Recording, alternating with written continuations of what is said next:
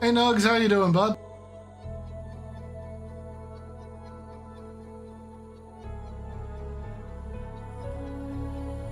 Just finishing the setup. I'll be live in like properly in what, 2-3 minutes. Hey Batman, how you doing? Actually, just give me a few more minutes. I'm just finishing the setup. Did not expect you guys to be here so fucking quick.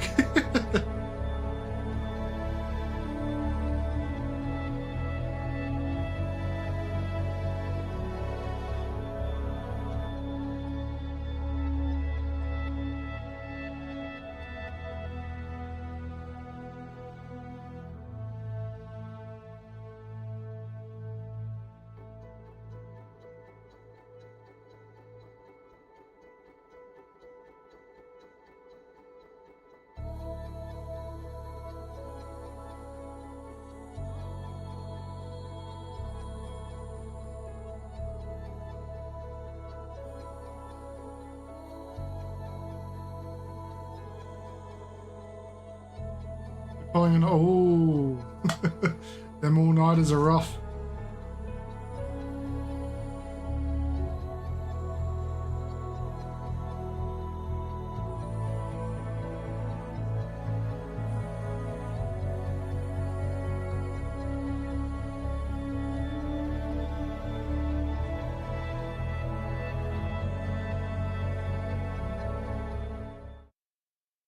Hey guys, hey. One said, still early. It's not that late. Oh wait, holy shit, Dora Season 2 is going. Ooh. I'm looking forward to that. I was just getting a few clips ready for the reaction today. If there's anything you kind of want me to watch, post it in the Discord and the vids to react to. I do ask that you guys don't post anything that is heavily copyrighted, like it's just a few. Heavy copyrighted, like what was it? Star Wars Episode 1. Disney fucking took my entire video down for that. A 2-minute fucking meme compilation. And Disney's like, nah, get banned, fucko. Because fuck my life, I guess. But my recommended is just VTuber after VTuber. It is cursed. Fucking Tenma. You know what? Fuck it. We're going to start the stream off strong. Joe Mama. What is this? DJ Fortnite Gamer Twitch production. What? Fucking coming. Is this gay porn? Wiz Khalifa, Charlie Puth. See you again, right version. What is this? My fellow brothers, I, Billy Harrington, stand here today, humbled by the task before us. I'm getting weird shit in my recommendation and I don't like it! Oh, you like it. You like the big belly macho men.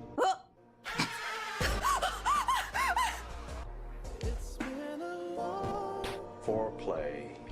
What? Touch you again. I'm deep.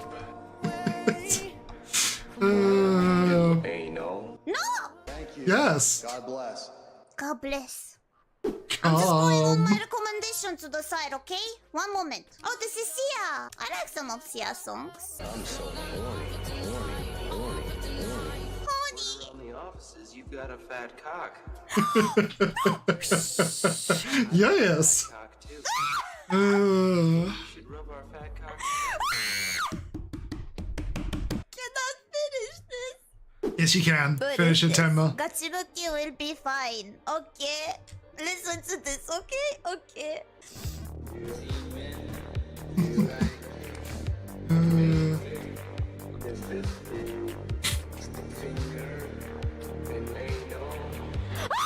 Do not stick finger in! I feel like I've been exposed to a culture I should have never been exposed to. That's okay, Tenma. This was probably early days for you. You got exposed to way worse. too. Well, hell, I think you fucking... We're going to make Kizumi watch that another time, but where is... Not there.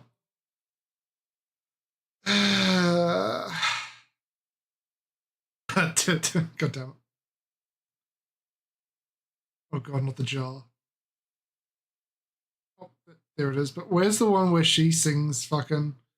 Hold on. Tenma sings to Chat's mom.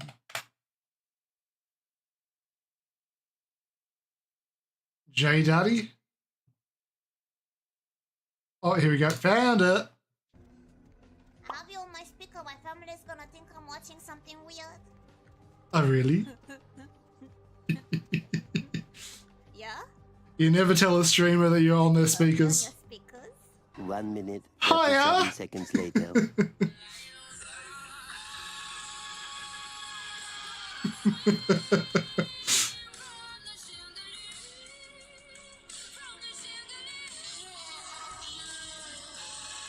Tenma is just something fucking special. Word around the office is you've got a fat cock. Yes, I do. She's embraced the fat cock. Maybe we should rub our fat cocks together sometime. Maybe a little oil. 2 fat cocks together.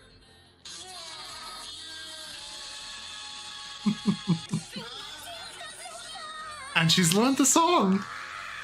Ah! 300 bucks. 300 bucks. 300 bucks. Anyway, whenever your mom comes in, just tell me I have it ready, okay? I can't wait to show this to your mom. Ah! My mom is in the room now. Is she? Is she here? Hello, Mama. Can I have a talk with your mom? Damn, I forgot it too. This could have been avoided. What the hell are we gonna do? I'm a mother lover, you a mother lover. We Should fuck each other's moms. each other's moms. She's a race. Definition is crazy. Fucking each other's moms. We don't like a brother, so we don't like a mom.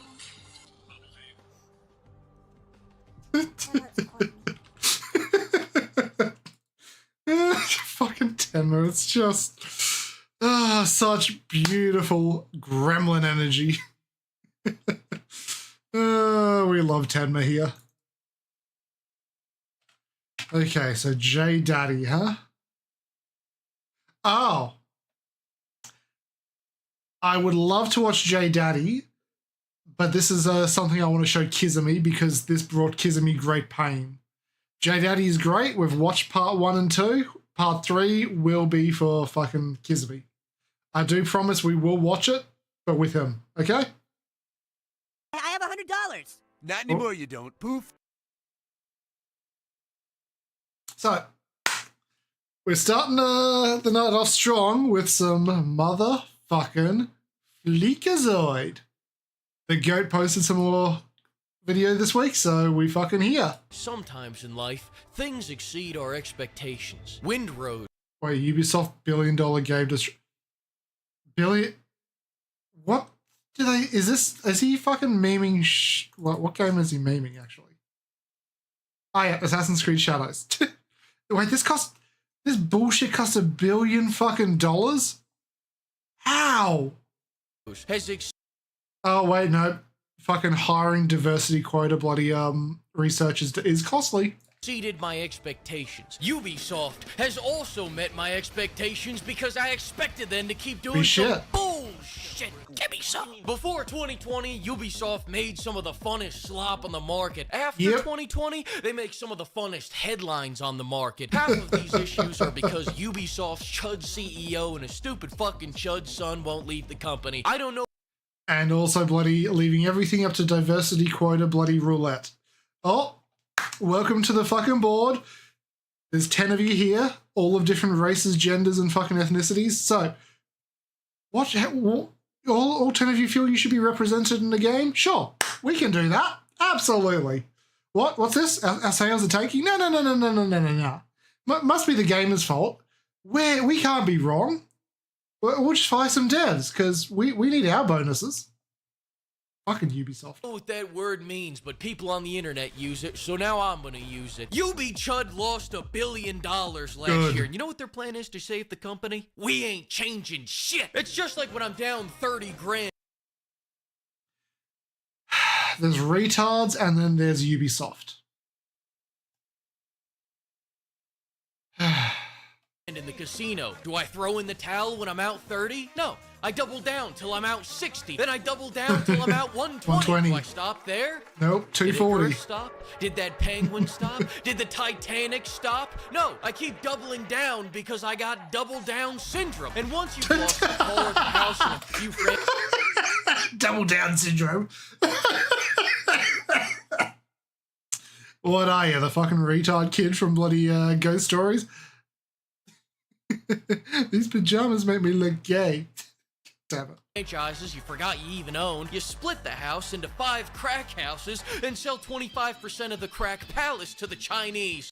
Zosha, Bing chilling.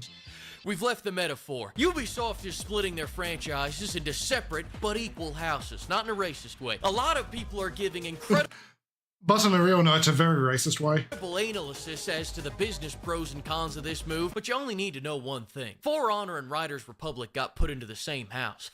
Fuck you, For Honor fans. They say they did this to put the best talent with each property, which is why, in the least nepotistic way possible, they kicked out the guardian of the franchise for the CEO's chud's son. And let me be clear, fuck that other guy too. He's suing Ubisoft for pushing him out. Wait, head of Assassin's Creed says he was pushed out by Ubisoft. Mark Alexis Cote was a 20-year veteran. Yep, they probably got rid of him so that they could put in a fucking diverse woman of color. Fuck it, put a chick in it, make it gay. Make it lame and gay. And let me be clear, fuck that other guy too. Hold on.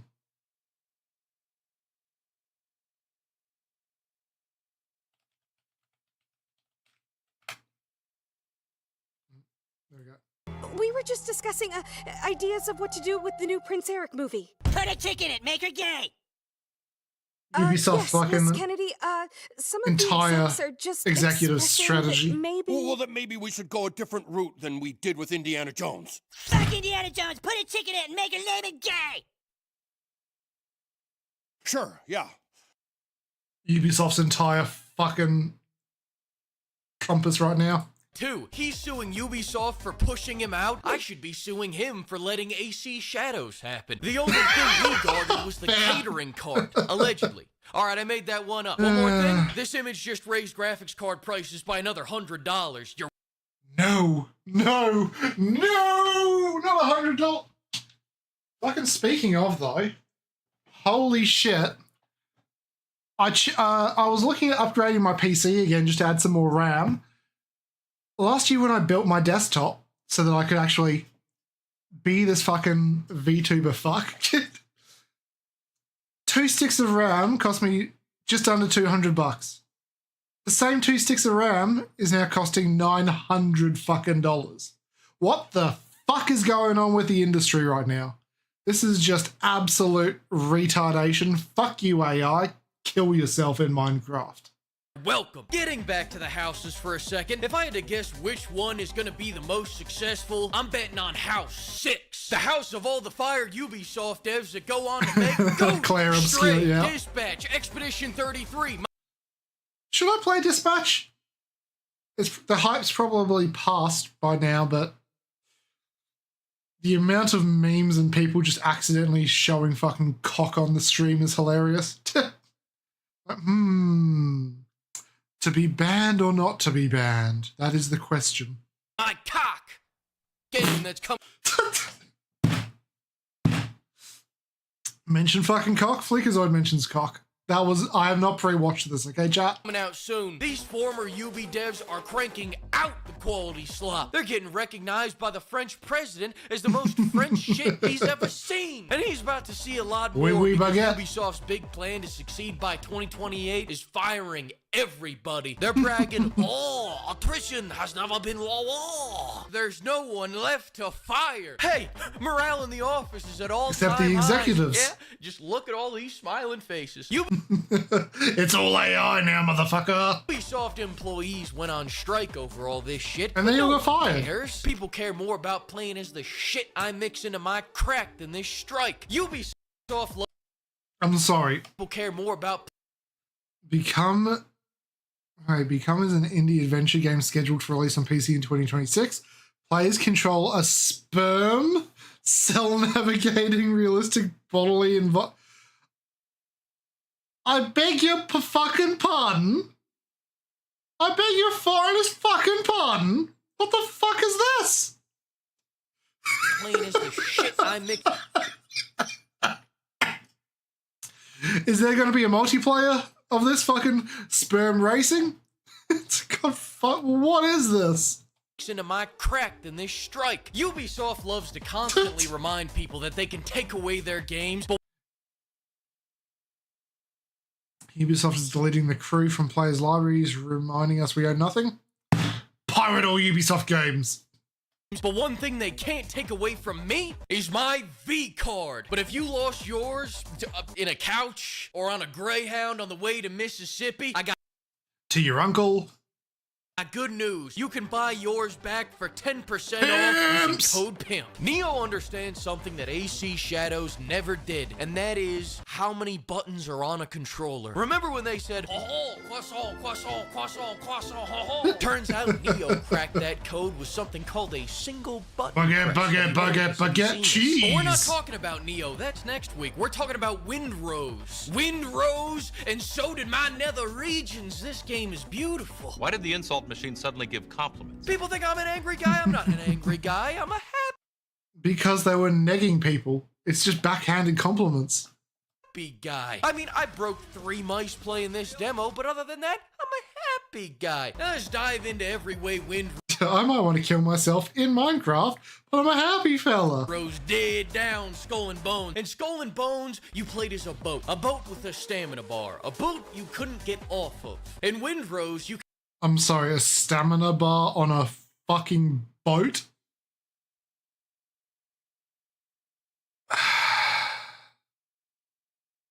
can get off the boat. That makes this the 3rd greatest pirate game of all time. There really aren't that many of these pimps. As for Neo, I promise we'll get to it next week. But how can I talk about that when the new Xbox CEO is saying AI? Wait, why would you say 3rd? That implies either Yakuza the fucking Pyro one, Assassin's Creed Black Flag, or the Microsoft pirate game is below that. I don't think that's the case. All those 3 games are better than that one. Fleek, you done goofed. We'll get people fucking again. Thanks to the flock of pimps for bankrolling this video, and another huge thanks to we fucking again using code PIMP, and to the legend that bought 3 boxes of V cards using the code. May the heart of the cards be busty. God bless. The Raw Monster Card.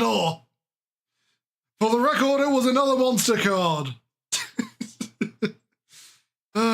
Fuck, I love Flakerzoid's videos. I keep doubling down because I got double down syndrome. Yeah. How dare you clickbait me with risky boots? Wait, risky boots? What? Well,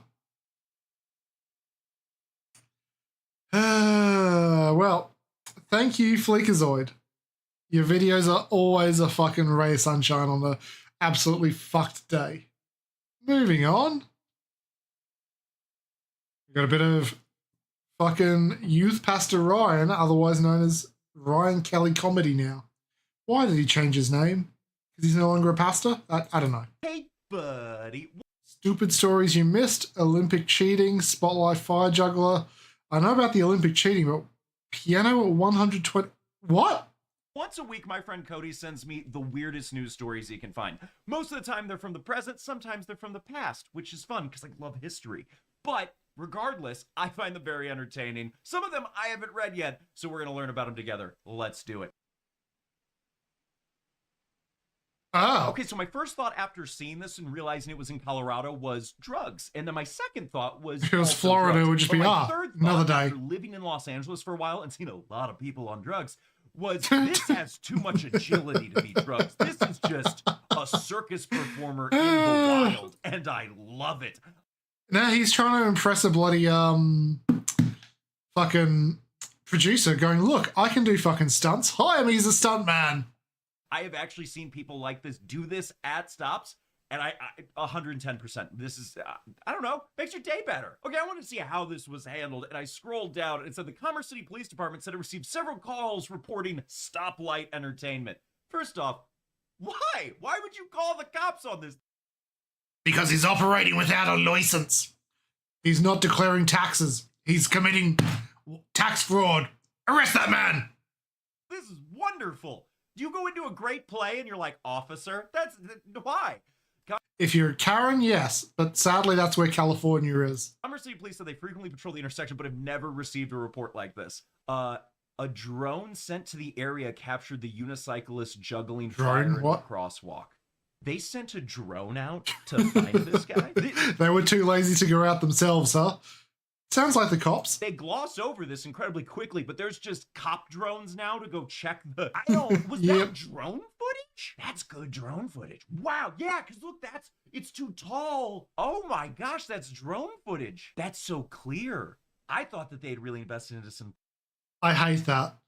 I really hate the cops have drones now. Cameras at their stoplights. No. Okay, so the cops are patrolling with drones now. That's super fun in like a Minority Report kind of way. I love the police response to this, which was drones are heavily used in black neighborhoods for some unknown reason. What could have happened? It was just the act was quite good, and you know what? Fair, it was. But it's also illegal because the unicyclist was trespassing in the median and didn't exit the crosswalk in time. Not exiting the crosswalk, I get that. Trespassing in the medium? Or median? Medium. It's not halfway there. I mean, it is, though. Is that illegal? Isn't that what people are doing when they're walking? Or pedestrians just constantly You're supposed to walk across it. You're not really meant to stop. So Hey! Thanks for the follow, Askel. How you doing, bud? Trespassing? Oh, right. I got follower mode on. Hey. What is this? This is Youth Pastor Ryan telling us some interesting news stories. Is it not trespassing if I keep walking? If I break into somebody's house when I'm doing circles, is that fine? I don't know. Nope, but I don't it's not fine. understand maybe the definition of trespassing. I don't know. Also, favorite part, according to the officers, the fire juggling unicyclist, what a title. I love that. Was not ticketed. Thank goodness. Like, that's so cool that they were like, hey, man, But the IRS arrested him and sentenced him to 3 years. Why are you using a green screen? Is this a great... What? Green screen? No, I'm a VTuber. What? You know what? Game respects game. Just keep on keeping on. But he was ushered away from the intersection. We didn't give him a ticket, but we also don't want him to die, so we moved him along. That is aggressively direct. And yeah, no, I get that. It's a VTuber model. Have you never seen a VTuber before, my friend? So VTuber is like an anime. What the hell is wrong with you? You look for what? It's because it's a VTuber model, my friend. It's an animated fucking avatar that my webcam tracks my face onto. So every time I move, it tracks it. He's too much fun. We want him alive as long as possible. His show would best be performed somewhere other than the middle of the roadway. Yeah, I get it. But also, we probably wouldn't have gotten this if he hadn't been. So, okay, this one just happened, and I'm... Norwegian biathlon bronze medalist confesses to cheating on... Yes, I remember this. This was great. Biathlon bronze medalist confesses to cheating on his girlfriend in a post-race interview. Guys, this is at the Olympics. After in front of the world. Yeah. He just starts confessing his soul that he cheated on his girlfriend. Weird timing. We need to explore more, obviously. Side note, AP. He thought that him winning bronze would overshadow the fact that he announced he was cheating to the world. He underestimated that fact. Why are these the pictures you have of this? I've been through this one before. There's 3 pictures, and it's this one. It's a zoomed-in version of the same picture. It is a zoomed-out picture that looks just moments later. Were there no other pictures of this guy? You had none of them of him doing biathlon? I don't know. It's weird. Okay, the post-race interview. Now, that editor right there is why there's not a better picture. It's a woman making one to look as bad as possible. Where the bronze medal winner got weird because the man cheated. We cannot make him look hot. Sturla Holm Legrid. It's my best shot at it. I don't think I'm right, but it is my shot. One of Norway's top biathletes. That makes sense. By the way, the first place guy was also Norwegian, so they have to say he's in the top. He's definitely not the top because they won. Finished third in the kilometer. I'm very American. What can I say? I'm from the middle of it. I'm surrounded by cows, corn, and fried food. It's kilometer to me. So he finished third in the 20-kilometer individual race, but was full of remorse when he spoke to the Norwegian broadcaster NRK at the Milan Cortina Games. Bro, you know what? I kind of get it. I kind of get it. He had 20 kilometers of just skiing and shooting to think about all the mistakes he's made in his life. Maybe they don't allow music during it. Maybe he didn't have like headphones in. He's listening to nothing.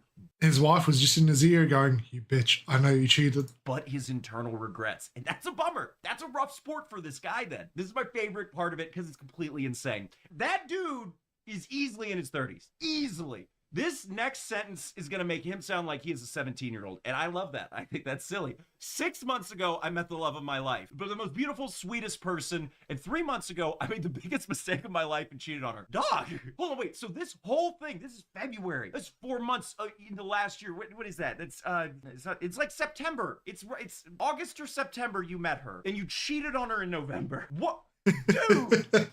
Couldn't even last a year. Why? Like you're acting like, oh yeah, I've been with her for so long. This is a high school relationship. You've been with her for 6 months. Shorter than a fucking high school relationship. Most of those don't last a fucking single term.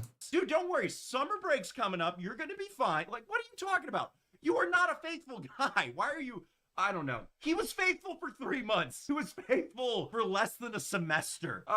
Anyway, he told his partner a week ago about what happened. So he waited 3 months, by the way. He tried to get away. That doesn't read to me that he told her. That reads to me that she figured it out. It's so fucking stupid. And apparently, I'm sure many people now see me in a different light, but I only have eyes for her. You don't. And also, you were together for 3 months. Hey man. Can you imagine if he proposed saying, "Yeah, I cheated, but I won bronze. I want to live my life with her. Will you marry me?" No. You cheated, you little bitch. And if you feel really bad about this, here's a quick tip. Don't cheat within 90 days. That's it's so insane. Like, what an insane sentence. It is weird. It is just weird. Anyway, I'm not quite sure what I'm trying to say by saying this now, but sport has taken a back seat in recent days. I wish I could share this with her. Okay, 2 things. First off, this just sounds like a really good excuse for getting bronze. Because this guy apparently is very good at this, and he got bronze. He's like, man, I'm just gonna... I would have gotten gold if I wasn't overcome by fucking regret on cheating on my current girlfriend. I confess something crazy. Wouldn't it be funny if this wasn't true? If he's been totally faithful the whole time, because he's been, biathleting, and secretly, his girlfriend was like, "What the hell? You've been with me this whole time." I don't know. Maybe it's just a crazy excuse, or maybe this dude. I don't know. This is so dumb. Don't cheat. Like, just break up with someone. Okay. Also, the Norwegian guy that won has been completely overshadowed by this. A guy named Johan Olav Botten, which is, man, that's aggressively Norwegian. It reminds me of the what was it? A few years back when that bronze medalist Gunner just stole the show by not using any sights or high-tech fucking alignments like everyone else was. He just rocks up just with his gun and shoots and gets bronze, and everyone's like, what the fuck? Sometimes you don't even need to fucking say you cheated to steal the show.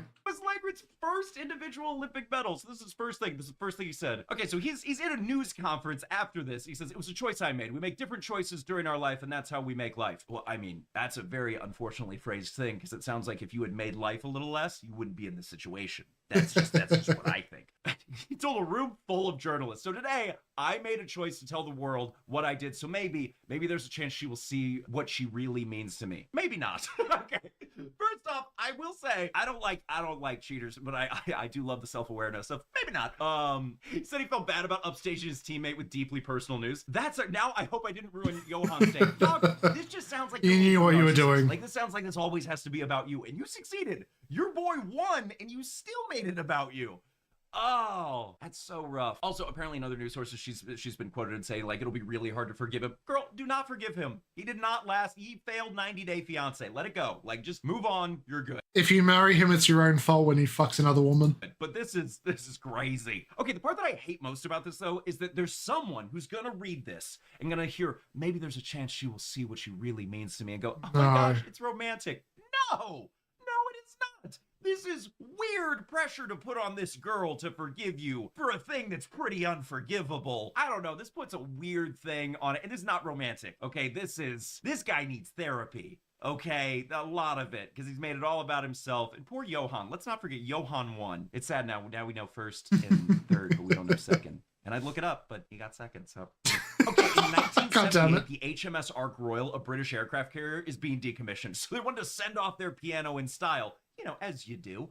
Are they launching the piano to space? What? First things first. That guy wearing a Star Wars Rebel helmet? Like, is that... Hold on. Pause. Time out. That was the Rebel like, for sure, Alliance. a Rebel helmet from Star Wars. This is 1978. The movie came out in 77. That's kind of impressive to get merch on board an aircraft carrier that quickly. This is a weird tangent, I am aware, but that's kind of impressive. Also, what are they playing? It sounds really dark. This is the HMS Ark Royal. It's a British ship. I don't know how to tell you, Britain. You were never the rebels. Okay, it's not a great history. All right, here they go. Wait, what? Incredible. Apparently they had a steam catapult. Also, I love that it got no airtime. There's no launch like that. This is a flat one. I love this. Couple things about that. It was going 104 knots, which sounds fast. I don't know. I'm American. I know miles per hour, and then I don't know much more than that, if I'm honest. I know fast. That's about it. It's like, is it fast? It fast. How much is 104 knots? We're gonna learn something together, friends. Oh, it's 53.5 meters per second. Or 192 kilometers per hour. Holy fuck. Which, did that help? That's did that help fast. for my mostly American audience? Did we know 53.5 meters per second? Did that make it better? I want miles per hour. Holy cow! 104 knots is 119.681 miles per hour. That was humming. Oh my gosh. Zooming. I did not think it was that fast. That's so cool. Yeah, that sucker was moving. Here's the thing though. Huge missed opportunity. I would have paid any amount of money to have someone go, play him off, Johnny, and then have someone strapped to it going, dee dee dee dee dee dee. I wouldn't have made it though, so that would have been sad. But pretty entertaining way to go. I just want to, when I die, D-class personnel stupid, job right there. Way that confuses people. I just want that, and specifically, if I can, future archaeologists. I want them to find me in a position that they're like, how did that even happen? Anyway, subscribe and don't go jug. Well, like fucking the Pompeii Jacker. As much as you want to say you want to leave a corpse that'll baffle fucking scientists and archaeologists in the future, not always, because you'll end up like the Pompeii Jacker. Thank you, Youth Pastor Ryan. Hello, Youth Pastor Ryan. Okay, so Ford, cults, cars, and crime. I knew about the cars and crime. The fuck is this about a cult? Hey Ford, what do you make, bud? Buddy. We built the modern world from our factory style to making the rich man's toy affordable for the working family. We are the American dream, cast in steel and powered by gasoline. We made the Model T, the F-150, and the Mustang. Wow, Henry Ford, the assembly line, right? He revolutionized manufacturing, and he paid his workers a fair wage of $5 per day. Sounds like a real man of the people. Henry was a visionary. He believed in efficiency and progress and in a very, very specific vision for society. Wait, what? What do you mean by specific? Well, that $5 a day thing came with a few strings attached. It was only for men who passed a moral inspection from our sociological department. We sent investigators to their homes to make sure they weren't drinking, gambling, or taking in boarders. We wanted to make sure our workers were the right kind of people. Oh, Henry was very passionate about social engineering. You had a sociological department that would spy on your workers' private lives? Oh, 1984, hello. Social engineering we talking? We saw it as benevolent guidance, and Henry's passions weren't just limited to the factory floor. He was also a prolific publisher. He bought his local newspaper, the Dearborn Independent, and distributed it in our dealerships for free across the country. Okay, that's nice. Little local news for people waiting for an oil change. No. It wasn't just local news. He had a passion for international issues. For years, the front page was a running series of articles called The International Jew. Oh my god. The world's foremost foremost problem. I'm sorry, what? Section detailing how Jesus. all of Jewish bankers controlled the world, totally not plagiarized from the Protocols of the Elders of Zion, which was itself just a totally fabricated text. Great news, though, regardless of research or factuality, it was incredibly popular. How popular are we talking? The mustache man took notes. We bound the articles into a book and translated it into 16 languages. It was a smash hit in Germany, especially with this young Yeah. up-and-coming artist turned politician who was a Mustache huge model. fan of Henry's. Okay, so you're telling me that Henry Ford, the great American industrialist, was one of the world's foremost anti-Semites. What can we say? When Henry wanted to do something, he really went all the way. I mean, this wasn't the only time he He really knew how to take it to the moon. You know, misguided means, our little Amazon thing. You had a utopian experiment in the junk. Did you Jim Jones this? Wait, was this the... Oh, is this the fucking trying to grow the bananas or something? Not bananas, fucking... Was it bananas? I think it was bananas. In the 1920s, Henry was tired of being held hostage by British and Dutch rubber monopolies, so he was like, fine. Oh, no, it was fucking rubber, not bananas. I own. So he acquired some land in Brazil, the size of, you know, a small state, and he set out to build the perfect American town in the middle of the jungle. He called it Fordlandia. Didn't the rubber fucking get a disease and all die? And then he just abandoned the entire town? Fordlandia? It sounds like a theme park. It was a theme park of productivity. We built a modern American town from scratch. Neat rows of houses, a hospital, school, a golf course, and of course, a factory. We tried to impose a perfect Midwestern lifestyle on our Brazilian workers. We gave them hamburgers and ice cream, made them work 9 to 5 shifts in the tropical heat, and organized square dancing on the weekends. Oh, I'm from the Midwest and I love it, but I wouldn't force other people to do it. How did that go for them? They rioted repeatedly. They hated the food, hated the hours, and it turned out the rubber trees that we planted were the wrong kind and were immediately wiped out by a native blight. The whole project was an astonishing, money hemorrhaging disaster. We eventually sold the land back to the Brazilian government for just a pittance, but it was... it was something. Okay, you tried to subjugate a culture with your own ideas. Shocker, it didn't work. Oh, speaking of which, what's the Austrian fan of Henry's up to? Oh, it's pretty intense. Can I have an ADHD? Don't ask about it. ADHD? Is this knowledge for money? It is! It's sponsored! I'm that isn't evil and was willing to sponsor us while we made fun of the evil one. Yeah, it is really a gamble to reach out to us, isn't it? Oh yeah, you either get a brand deal or become a script. They normally become script. Okay, what do you got now? You know, we put out a video a day every day for the whole year while fighting cybercrime and traveling to perform at colleges and cyber conferences, learning how to ice skate while making your wife and family feel loved, all while having the energy of a depressed sloth on Ambien. Okay, yeah, I get it. Oh, I'm starting to feel the anxiety. Yeah, that part probably doesn't help your sleep. But what if we removed a single straw off that very camely back? What if we took Is out this the Factor? time for cooking? Yeah, Factor. Will make me burn myself with oil less. Okay, that one seems to be a you problem. But meals take a long time to make, and fast ones normally have the nutritional value of cardboard. Okay, what's the solve? It's Factor. It'll save you a ton of time. There it is. By having something healthy and tasty delivered straight to your door. Yeah, we just don't have enough time for 1 to 2 hours of cooking every day if we want to continue hunting scammers with cyber or before we need to hire extra video making help, and that's tough and expensive. Exactly, so we can get Factor. And so can anybody who might be eavesdropping on this conversation. Who could that be? Head to factor75.com or click the link down below and use the code RyanKellyFB50 to get 50% off your first Factor box, plus free breakfast for 1 year. That's code RyanKellyFB50. That's not bad. Factor75.com to get 50% off plus free breakfast for a year. And then there's an asterisk. Offer only available to new Factor customers with code and qualifying all or no subscription purchase. It's an asterisk, but it's a good thing. Thanks, Factor, for sponsoring this video and keeping us rolling. If it's right for you, we hope you use our code. But people use the code if it was body.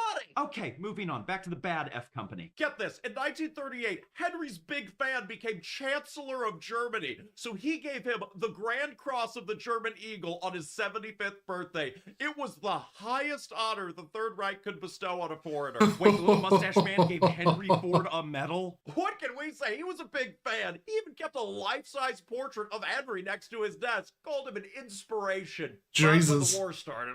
Oh, please tell me you didn't make war machines for the NSDAP. No! But our subsidiary Fordwerk did. Oh, God. No, it's not what you...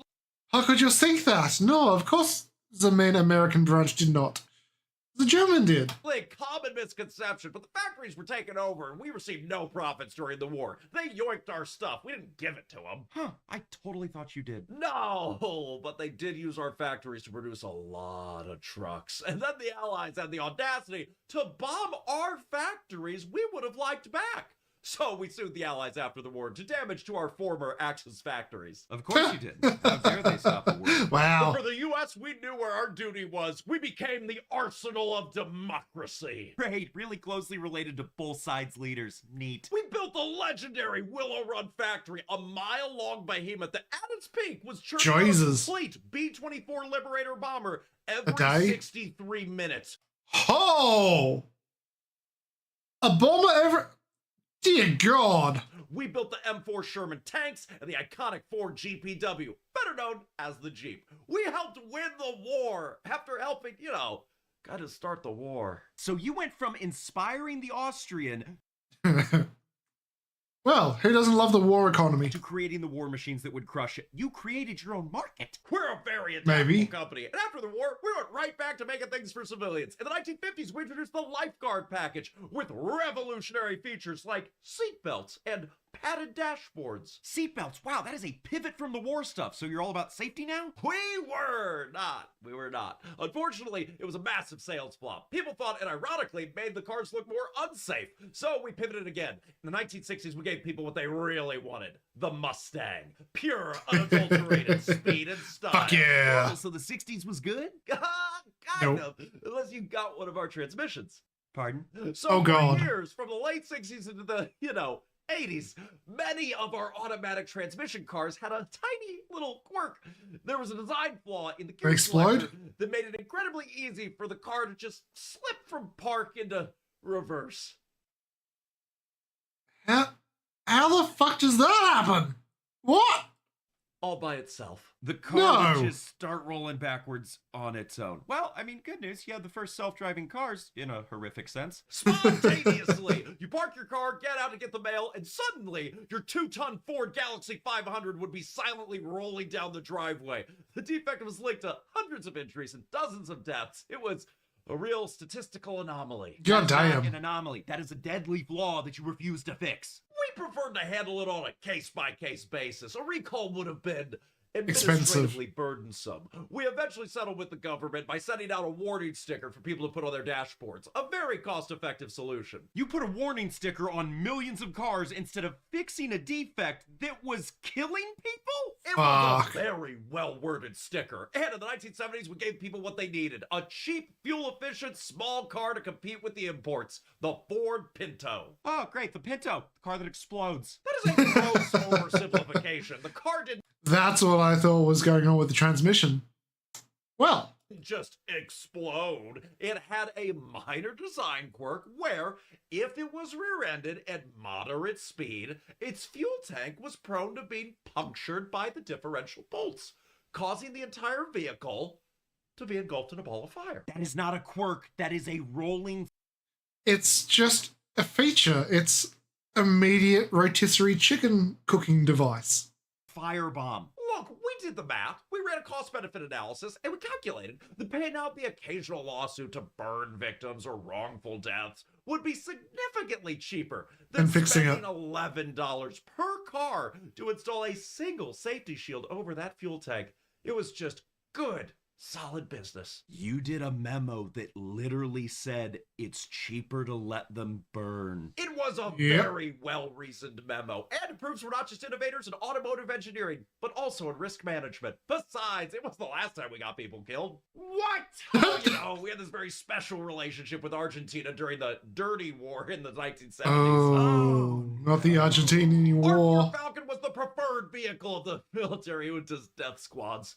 It was the unofficial car of state-sponsored kidnapping and disappearance. But we were more than just a supplier. Our own factory in Buenos Aires had a very, proactive management style. What does that mean? Oh no, the dissidents were used as forced labor. To survivors who were disappointed existed at all. When the union leaders in our factory would start causing trouble, our managers would point them out to the military. The soldiers would come right into the factory floor, abduct the workers, and take them to the detention center that had been set up on our property. It was at the factory's rugby field. You let the military operate a secret torture camp inside your factory to get rid of union organizers. God damn. We believe in maintaining a productive and harmonious work environment. And so we simply outsourced the human resources challenges to our local partner, who had a very specific skill set. This is monstrous. You had to have done something good, right? I mean, no. What about the rivalry with Ferrari? The movie, you were the good guys. We were! It's a fantastic story. Henry Ford II got snubbed by Enzo Ferrari, so he declared corporate war. And then we built the GT40 to humiliate them at Le Mans. It was a triumph of American engineering. See, that's a wholesome story of competition, unlike everything else we've talked about. It is! And we were so good at competition that in the early 2000s, we decided to get a little competitive with our own SUVs, specifically the Ford Explorer. The Explorer?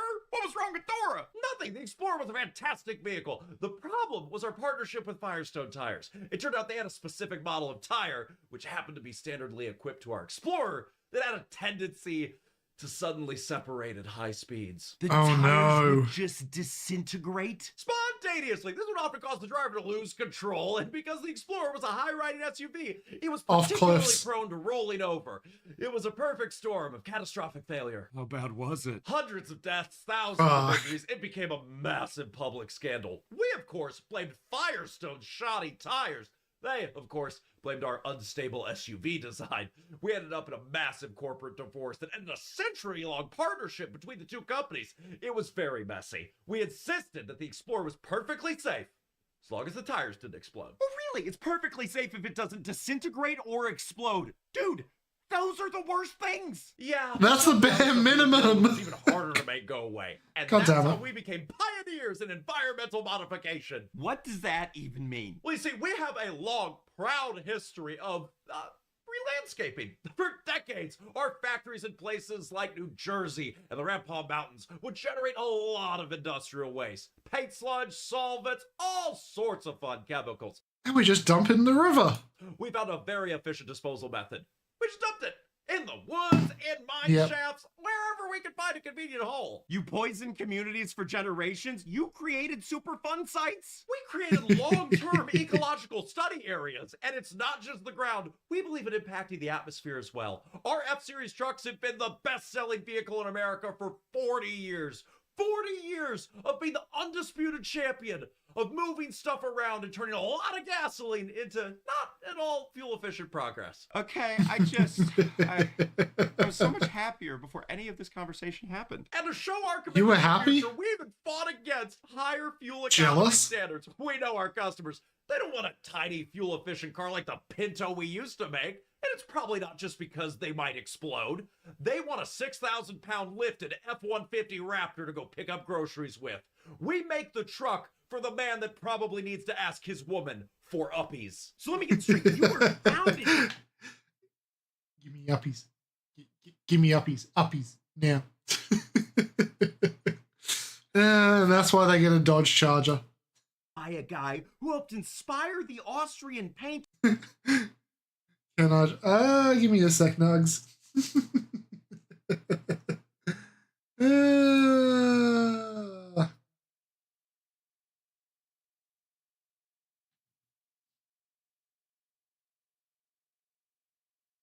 And then did propaganda for the Nope Oceans because they were not seas. And then you helped create war machines to crush the ideology you had fostered and created. You then went on to create a car knowingly that would incinerate its occupants just to save a couple of bucks. You also didn't fix your transmissions for decades. You poisoned the earth, and then you kept a dictator in charge of Argentina for decades. Yes. Am I missing anything? Well, yeah. I mean, we might not have been able to help our favorite side of World War II win, but at least we could help all those survivors live in a nice dictatorship that reminded them of home. And we gave them all cushy jobs too. God damn it. You're either gonna brand deal or become a script. Yes, you are. Hey, brother. Oh, I cannot like audibly hear you through your stream. What do you mean? What? Like through the Discord stream. Through the Discord stream? You can't hear me on Discord. I can't hear the audio, the videos, or nothing through the Discord stream. Oh, okay. I won't stream it then on Discord. I would say if that's the most up to, like I see it as you see it, keep it that way. I'll just not look at you in the corner. Okay.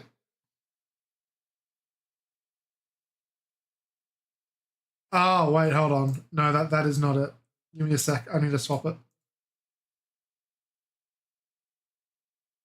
1 second. Closing stream. I was streaming the wrong tab. This should be better. All right, click around, press the video, press it on. Anime? You need to chill out. I can hear. I need to turn you down a little bit though. There we go. Oh, so we are starting again now with Gigas 2026 in a nutshell for winter anime. Let's see what he has to say about this season that's almost to an end. Anime? You need to chill out. I'm out here trying to cover all the new shows, but how is anyone meant to give them a chance when there's barely enough time to keep up with all of these juggernauts? There was a lot, but a lot of it was trash. Sequels all coming out in one single sequel. It took any of the 2026 ones, so oh, I'm in this blind. Nice. I am. All the sequels are fucking dope, but in terms of new actual anime content, it is barren. A single episode for Jujutsu Kaisen to take over the anime community again. That's so really good. Novel chapter over a single frame. To which the fan base replied, "I ain't reading all that. Not because it was too much. They actually just can't read. Cinematic history. That's right." JJK viewers just cannot read. I can attest. I didn't read it either. One Punch Man Season 3. We got more Hell's Paradise. This one hasn't... Sorry? Do you blame them? No. Did you see how much text there was there? I wouldn't read that. I wouldn't read that. Quite got into the same level of I hype wouldn't as some care of if the I other had the ability to read Japanese. I wouldn't even attempt that. So you know what? I'm going to do something cheeky. Let's... It's like, hey, man, would you like to watch, or right before you get to watch the chapter, would you like to read the entirety of it? Which is basically a fucking paragraph and a half plus 28 pages. Good luck. I don't have the attention span. Why did you skip that and just went straight to the anime? You're seeing something you're not supposed to see, chat. Give me a sec. I just see Hell's Paradise too. That's all I see. What does chat see? Your Discord icon bouncing. Mine? Yeah. Crazy. And action shows, which is a shame because it's got... You're now literally in the corner on the stream. I'm taking a human. Got a unique world with a lot of interesting things going on. See, like, the interesting thing about the power system in Hell's Paradise is that it's completely derived from self-cess. Oh, Lord have mercy. I'm going to let the viewers think about Put that through Chinese censorship and fucking Hell's Paradise Season 2 is so fucking good. Oshinoko's gotten even darker than Season 2 somehow. Manga readers have flinched in disgust. I think the season's going to explore some interesting stuff. If I remember correctly, we'll really get to see Ruby flex her power levels this arc. And the interesting thing about her power system is that it's derived from incest. Trigun Stargaze is bringing the final season of the Trigun remake. Fire Force is also in its final season. And from the... It's powered by incest. Now we're just going to skip that. It's Alabama powered. The basis of that anime is why walk down the street, walk down the hall. Family. The family tree is a circle. Not even a circle, it's a line. But that still implies progression. It's not vertical, it's horizontal. That's why I said it's a line. There are some absolutely insane things going on that makes me want to catch up. Freeren has finally returned, and while I'm dead excited for this, I'm not sure what the series could possibly do to surpass the masterpiece of the first season we got. Hold on a second. This is for you, Martin Boo! The My Hero Academia spin-off is continuing, coming off the back of the exceptional main series finale. I'm going to be keeping an eye on this. Where they had lesbian Deku. I'm gonna say this: that is an anime I will not watch. I don't like any of it. My Hero Academia. It was all right. Not at all. It was well ended, but the fan base behind My Hero is so toxic. Not even toxic. One My Hero Academia dude snuck into a fucking, what the hell is it? A zoo and tried to fuck a frog. No, that's just soup.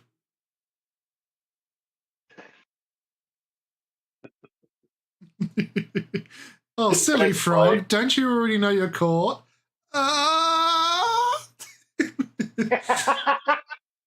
One, but can it ever reach the heights of moments like this from the main series? Tomori Shigaraki was my hero, do you understand? And he was a gamer like me. Speaking of gamers, we got some sad stories about gamers too. Hell Mode Hardcore Gamer is about a true gamer who just wants to find a challenge. He browses the web to find that one title that hits, but far too often he's left with one all too familiar So he finds Isekai. No! No season 2! Oh yeah. Damn. Live service That's games. Crazy. It's been 3 years since the launch of Honkai Star Rail, and today they are celebrating with the release of their new region, as they are also the sponsor of today's video. There's no way they're going to approve this segue. Honkai Star Rail. You hold him down. You hold him down. They approved the segue. It's a game that I know nothing about. Nope, absolutely nothing. Definitely not know the lore, the characters. Skip the ad, bro. I do not care. No, we are watching their content. We do not skip the ads. Spent way too much time playing this game. Look, it's an anime game, okay? But I've heard that it's a game about traveling around the cosmos, going to different planets, and right now they have just introduced their new world, Plan Arcadia, a subculture state where fan... You know dang straight he tapped for one of those characters.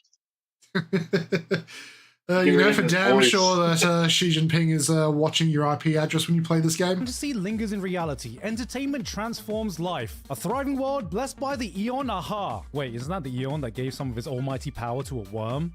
Yes. What the hell is this world going to be like? And when the Astro Express crew arrives, the latest Phantasy Moon games will also be underway. And of course, with new worlds comes new characters like Yao Guang, the first universal support character of Elation, a proud and haughty young lady with the elegance of a peacock. And there's also Sparksy, the Elation's first... So that's not a real woman because she's peacocking like a male peacock. She's pulling her cock out! First damage dealer. She's a persona Sparkle created to ride the internet trends as Plan Arcadia's top streamer. Oh my god, they made a VTuber. And version 4.0 is also packed with rewards. A free 20 pull, Ruan Mei's brand new outfit, your choice of a limited 5-star character, plus 1,600 stellar jades await. You can also join the event for a chance to win the big prize of 100-star rail special passes. So, what are you waiting for? You can download the game by clicking the link in the description and using the code on screen for some stellar jades. Editor, can you please copy and paste these codes to my account? Thank you very much. Thank you to Honkai Star Rail for sponsoring us today. And with that said, back to Winter.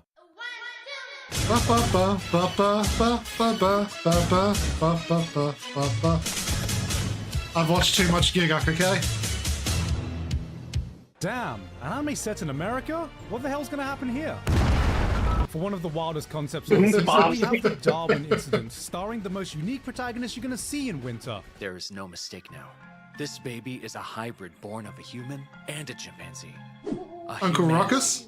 Ah, shit, it's Furious George. Only in anime would you get a political thriller starring a human-Z hybrid created by a doctor named Gross Man, set in America being attacked by a terrorist organization. He fucked that chimp, didn't he, Dr. Grossman? That's his actual son. It's not a science experiment. We have AIDS. You know? He's the reason we have AIDS. And monkeypox. Wait a second. Wait. What if you think it was his wife that did it instead of him? Oh God! He was in the costume. Soda! In America because they are, I shit you not, retarded. vegans. And have it be played 100% straight. So yes, retards. Look, I gotta give credit to the American characters though. He goes to high school and he's not bullied because he's a different race or for his looks, or that he's a failed half-human animal experimental abomination. They're just bullying him because he's vegan. The sad thing is, he's probably got a higher intellect than a lot of those high schoolers. This is a series that Sad has the thing potential is, to you can hear him coming. You see the fucking ears? It's also sad that when he flings his own poop, they can't do anything because some of the other furries do it too. Oh, no, brother. Did you see his ears? I swear to God, he can start flying. That's just same premise to explore some interesting ideas, if it's able to balance out some You of its give Dumbo a self-indulgent run for his philosophical money. musings every time someone asks Serious George a question here. Say there was a mouse carrying a deadly disease for humans. What would you do in that case, huh? If it was me, I think I'd shoot the mouse. Yeah, that's really accurate. A new Fate set in America? What the hell's gonna happen here? Fate Strange Fake. Yes, we've got a new Fate anime in the good old US of A. America have entered the fray, deciding to hold their own Holy Grail war with guns, burgers, and freedom for some reason we don't Bang, bang, understand. bang. Oh shit, is that oil? We're gonna keep it. If you're unaware, it's just a unrelated fact, 100% unrelated to this video. There was a World War II soldier, not World War II, a Vietnam soldier who, do you know what he named every Viet Cong that he shot? Will saying this out loud get me banned on Twitch or Kick or YouTube? No, it wasn't like a racial slur. Simpson Hamburg. Hamburgers. He called them hamburgers. Every time he's like, man, I'm going to go out there and kill some hamburgers, man. Someone test that man's stomach lining. He's clearly eating the Vietnamese. No, he isn't. One of his stories is he would he had a rifle. He put it on. No, this is a different person. no, this is the same. This is that person. You know White Feather, the U.S. sniper in Vietnam. Yep. He was the person that called them hamburgers. Ah, okay. I see. Battle Royale. Okay, back to the video. Match up some of the most legendary figures in history and see them fight. Take a person like Alexander the Great, living up to his namesake as one of the greatest generals the world has ever seen, commanding an army that never knew defeat, never lost a battle, becoming a symbol of the Greek empire that the world still remembers. Now they're going to make him this with titties. day. But can they stop Prime Messi? Typically in war, there are 1, 2, 3, 4, 5, 6. A large number of servants paired with a large number of masters, and most importantly, the war must be conducted in secret. Nah, this is America. Hey. We had a force in Vietnam that was invading foreign countries without the world fucking knowing, okay? SOCOM. It's called the CIA. SOG. No, Fate contains a SOG. collection of some of the most varied It was a and military characters the group franchise. called SOG, and they were invading and doing a bunch of crazy shit during the Vietnam War. Going into countries that was technically off limits, but in both sides were doing it. America be like, how about I do anyway? As a scene, something that's on He's brand like, is well, written by the creator of Baccano and Hey man, Diorama, where two did you go series by- yesterday? Somewhere. What'd you do? Something. Are you going Will to tell it us? make the No. news? Maybe. If it ever comes to light. Is there documented ever evidence comes to of light? it? No. Don't test the groundwater. Will I in- die updated? Yes. Yes. Eccentric, I do. larger-than-life characters coming Pulls out a together to create 44, absolute me. chaos in a shared setting with no true protagonist. This franchise was tailor-made for someone like him. Add to that Hiroyuki Sawano bringing his signature hype in the music, and Hiroyuki A1 Pictures Sawano is doing the producing, in my opinion, soundtrack. some of the best action spectacle I've seen them do, and this may be just some of the most fun you can have as a Fate fan. But alongside that, we have the Holy Grail of Eris, meaning there are 2 big shiny Holy Grails on display this season. God And this one's not damn. holding back at all. Beheading, death by dancing. I'm just glad we have a villainous anime with a villainess that actually looks villainous. 名前を呼んでる Next up, we have. Oh, sorry. ジャスティン・ビーバー歌って。 Bro, okay, you The know show what just came starts to my mind with that singing? You know what came? You know the first thing that hit my mind from that singing? Kill me now. If I say Baki. Ah, god damn it. L'amour de ma vie.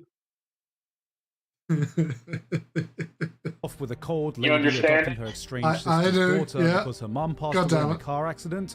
You know what That's what ride came to you're my about mind to when I get heard on. that. This is going to be a heavy show, and it is clear right from the first 5 minutes. But for those whose hearts are prepared, this might be the most powerful story you're going to find this season. It's a depiction of grief that's not over-dramatized, never in your face, but it's such a human retelling of what it's like to process emotions you can never prepare for or teach yourself how to face. No, thank you. It's only when you do find yourself in those situations that you can only learn yourself through numbness, pain, Who doesn't and love tears, repressing just what kind emotions? of person you are. I would say this feels like the kind of Men show do you would need all to the prepare your time. And when that fails, that's what alcohol's for. emotions for, if it didn't already make me You know what emotional alcohol within the first fails? 3 episodes. That's what a gun is for. No, that's what hard drugs is for. This is a story that feels so That's what the gun is intimate. for. No, the gun comes You'll after get the to the gun military. eventually. No. If you're too old, you ain't going in the military.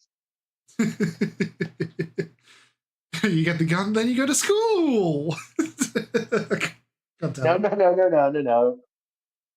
No, certain people have took that from us again. Coming to take your guns away from you.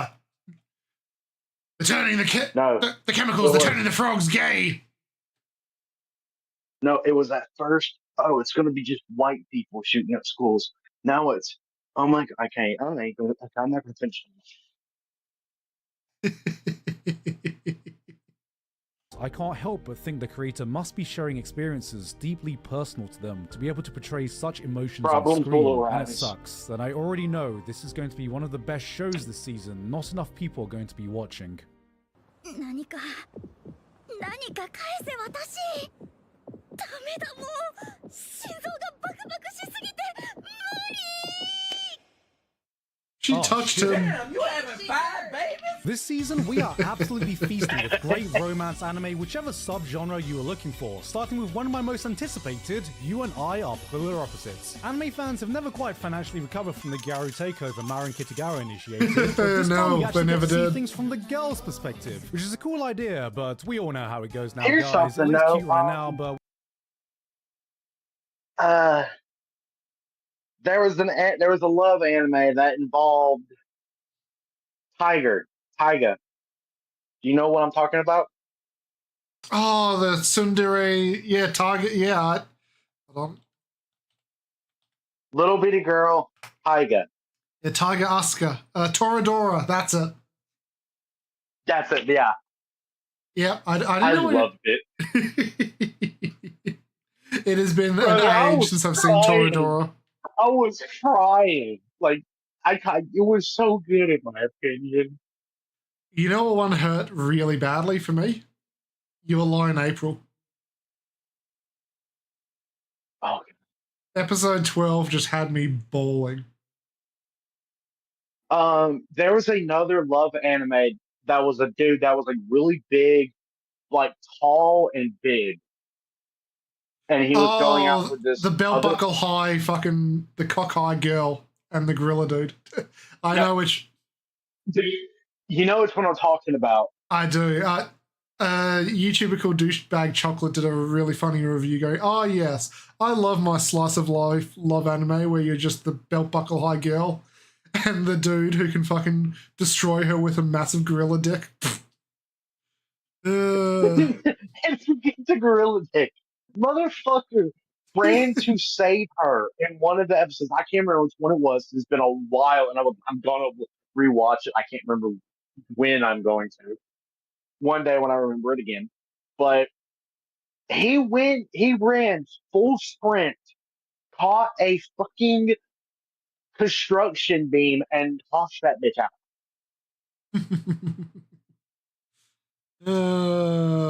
fuck his body, fuck everything else. Are you alright? Had that bitch seeing hearts that damn near instant. Yeah. Now back to the polar opposites. We'll see how it is in another 2 seasons when somebody actually tries and shoots their shot. 私谷君のこと Wait a minute.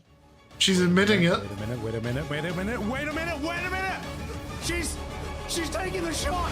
Is this the time? She's missing the shot. Oh.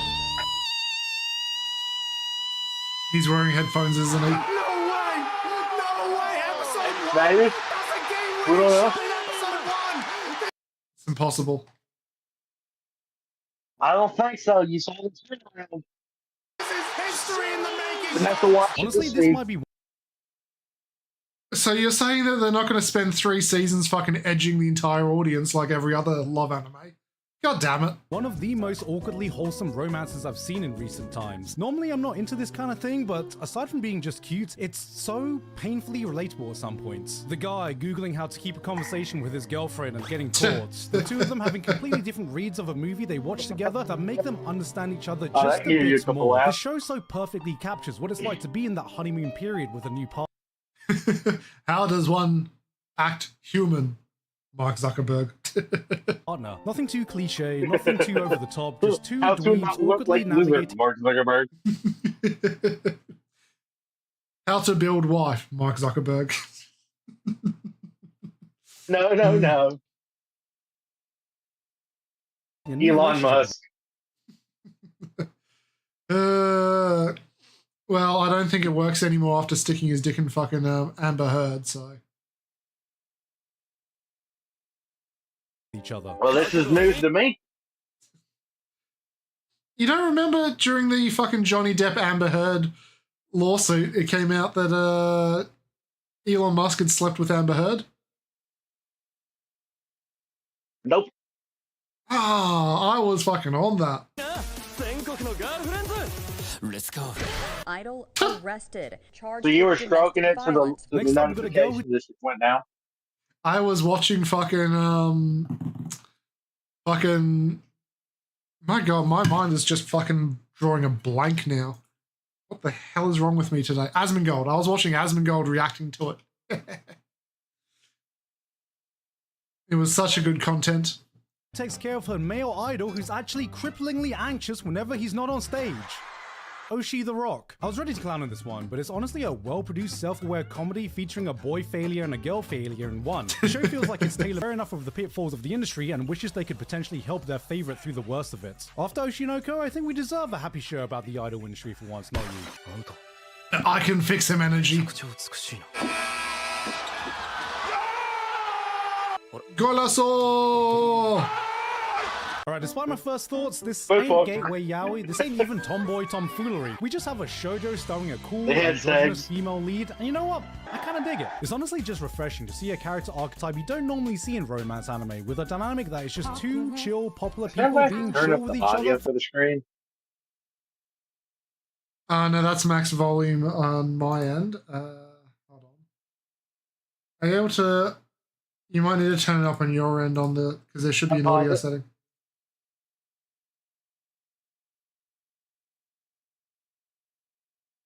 Finding out that as chill as you are still not immune to I can hear it all now. This one really surprised me. On the complete opposite end of the spectrum, we still have some trashy harem rom-com. Now, everyone knows, in harem anime, the childhood friend gets a 10-point buff in the race to the finish line. But what if we even the playing field by making everyone the childhood friend? That's right, anyone could be the winner. Hey, Tommy not Tsubasa? Why are you playing this song? Why are we playing some fucking Code Geass opening? What?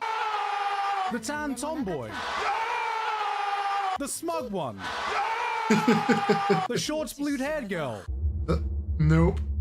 No one likes the short hair. Even the girls are getting their fill of harem this year, as we have a new reverse harem anime featuring a protagonist who came from America? What? I can't say I'm exactly Without a the gun. target audience for this, but I remember when the manga finished, it was fairly popular for the genre it was in. I mean, that was pretty recent, right? That's still recent, Jesus, right? I mean, come on, 22 years ago. I mean, how old are kids born in that year still? That's Yeah, I'm never gonna emotionally recover from this. What's next? You're Sentenced to be a hero? Last year, Cleavites reawakened my appetite to see more brutal, season 2, old-school dark please. fantasy shows, and thankfully, Sentenced to be a Hero has come along at just the perfect time to satiate it. A world where heroes are actually treated like villains, demon lords aren't fuckable, and pint-sized anime goddesses are weapons of mass destruction, fueled by the power of headpats that can also do this. Yes. Bruh. Sometimes you immediately get the vibe about You're the stealing my fantasy show fucking that thing. doesn't just lift off the same fantasy templates so many others fall into. It's got some interesting world mechanics with its hero system. The monster designs aren't the same cookie cutter creatures you see everywhere. There's a lot of little things, like how they fuse a lot of magic and technology in the devices they use, yet they never explain them. They just show that they exist as a device that seems to be logically functional. Little details like this shows the thought put into the world building. No, they did explain it in one episode, Giguk. They use magic ore and then they carve basically circuits into it, like those runes there. And those runes are basically circuits channeling it in specific ways. It's all about the runes. It's all about the paper, John. It's all about the paper. The numbers, what do they mean? On top of that, it's being directed by the same guy who directed this episode of Mushoku Tensei Season 1, which is one of the best episodes in an amazing looking season. And that insane bar of quality has absolutely transferred over to the hour-long premiere. This is some movie-level production values. So, how's the story itself? We're going as fast as we can. Right, Tatsu? It's aight. For the insane production values behind it, we have a pretty standard revenge plot about a man who got framed, a protagonist who is angry, and a church who is not the Corrupt good as guys. fuck. What a shock. No way. Which is not bad by itself. I'm just hoping it doesn't fall into the same trap of having the hero party being the only competent group of people in the world that hates them. We'll have to see how the story shapes up overall, but it's still probably going to be better than your It's normal going fantasy or places. isekai show. Did someone say isekai? So much isekai this season. Yes. Can't be an isekai nowadays without the patented man baby wanting to suckle on his mama's titties, sponsored by Mushoku Timu. Sometimes I watch a show I just can't get a read on. God On the damn it. surface, this is your typical isekai reincarnation slop, but then it will have these moments of self-aware comedy or hit me with a scene that has a surprising amount of heart in it that makes me think, wait, is there actually some potential in this? Then the guy just brings out lines like this. おっぱい飲んでおむつ替えてもらう生活もいいけど And I realize I can't relate to this. I have nothing in common with this man. 35歳金なし学なし彼女なしの I have some things in common with this man. Giguk is being hurt emotionally. Just the fucking age, okay? Nothing else. You know, I don't know how it's taken this long for a dragon to be added to the list of things isekai protagonists have been isekai'd into, but I guess here we are. Bro, it kind of looks like a cross between a Digimon and how Power World would rip off Charizard, but the animation's actually more decent than what I would expect. This from a is show with a fairly concept like decent, this We one. got a salaryman who gets isekai'd and immediately becomes an accountant. All right, I know it sounds like we're This is running out of extremely ideas at yaoi this point, coded, but this one. maybe this isekai is just trying to explore something deeper. I mean, tell me this isn't the ultimate power fantasy of modern work culture. Dude migrates to a foreign land, immediately gets employed, gets promoted, gets paid a fair wage, bangs another dude, gets surprised to be in a workplace where employees get to leave on time, gets respected by his boss. Yes. So the guy has zero magical. No, he dies, gets reincarnated, becomes a soldier. The same fucking job buddy had before. We're gonna send him. He's gonna be employed immediately into this new world. He's gonna get a fair wage. He's gonna go fuck a guy. We're just gonna go straight the fuck over that. He's getting clapped. So You're not going to give us the details. Was he a top? Was he a bottom? Was he a dom? Was he a dom? Was he a sub? You just got to with that. So the guy gets transported and he's got no magic resistance at all. So eating food can kill him. So the only way to gain resistance is to be acclimated to someone's magic. So this guy inserts his magic into him. How do you want to insert the magic? My ass was right here. My mouth's for speaking. Come on. Pretty much.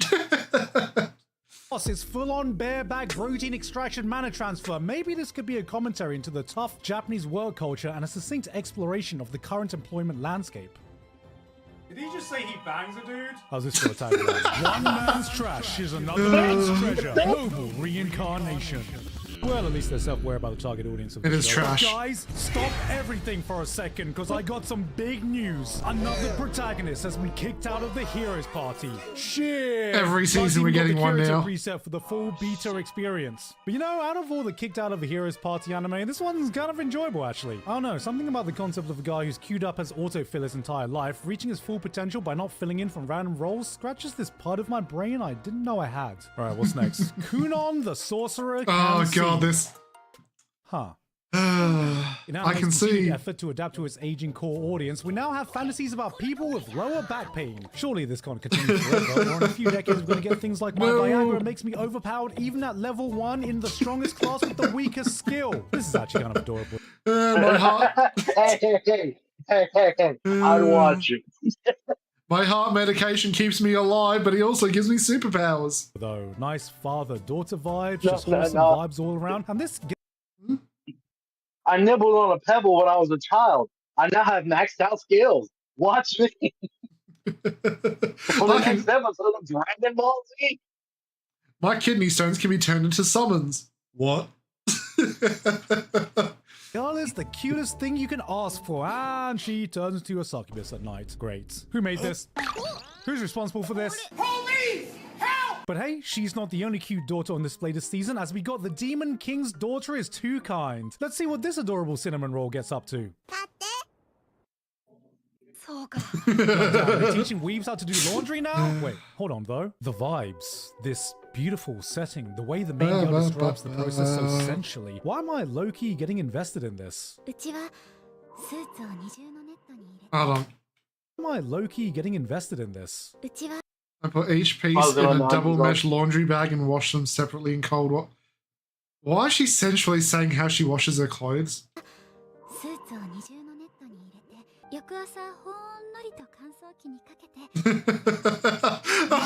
I see fucking Cindy's in the back doing his laundry. Ooh. Damn. This really makes me feel like I'm doing the washing.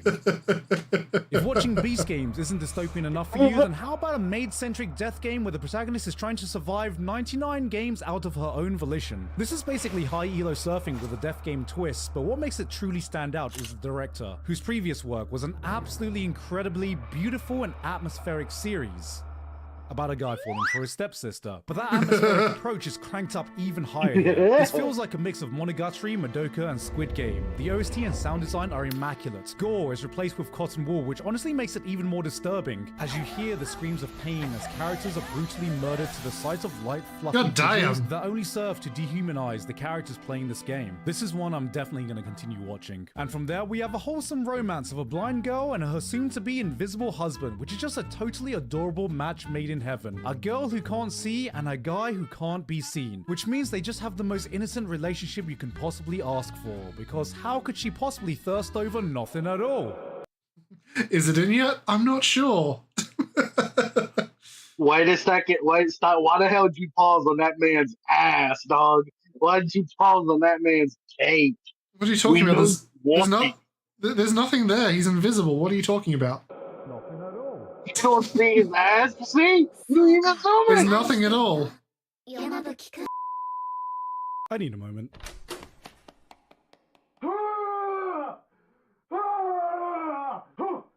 I remember that scene. You're a man. Be a man. Get a hold of yourself. Shut up. Be a man. Why the fuck we all changing I'm cool. and not having the door locked? We're cool. You're the man. Don't forget. You're the man. I am the man. Alright, I'm good. My Nakahara tune, because this season, anime looked at all the romance shows available and said, nah, I got one more in me. This hasn't been the only harem rom-com to come out recently, but I don't know. I got a feeling about this one. Maybe it's the setup, maybe it's the girls, maybe it's the protagonist, but I feel like this is going to be the one. The Nisekoi, the quintessential quintuplets of the new generation. I've felt this energy many times before, and it's all too familiar. The calm before the war has started. And you know what? Maybe 10 or so years ago, I'd be right in the trenches fighting, because this would have been my kind of show. But I've done it so many times now that I feel like maybe I'm just getting a bit too old nowadays to get invested in a show like this. Because they're all high schoolers, and you're over 30.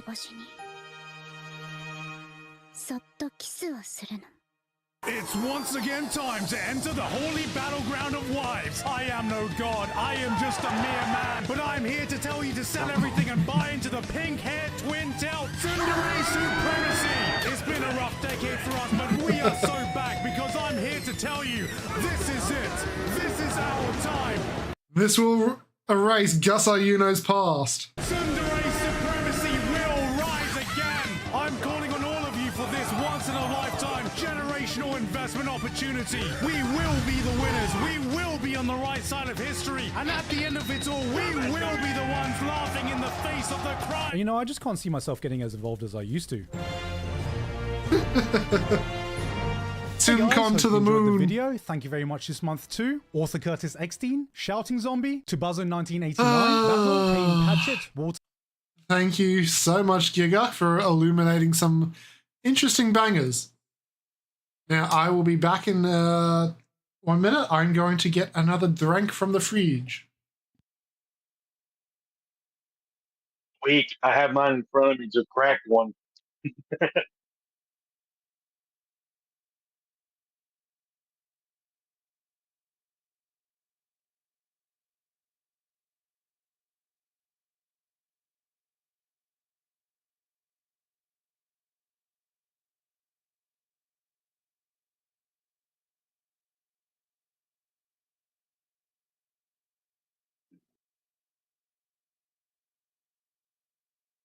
I brought 2.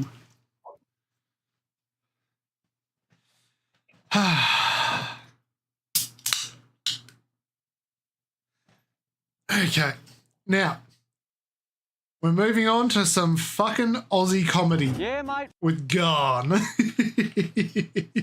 Every road works ever. Real question. Yes. Quick question though. Have you listened to Kevin Bloody Wilson? Kevin Wilson. I feel like I asked this question.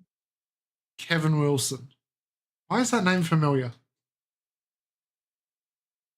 Kevin Bloody Wilson. Oh, yeah. Yeah. Count of a day. Yeah. There was a different Aussie comedian. If I can go through to my YouTube music and see if I can't give it a gander.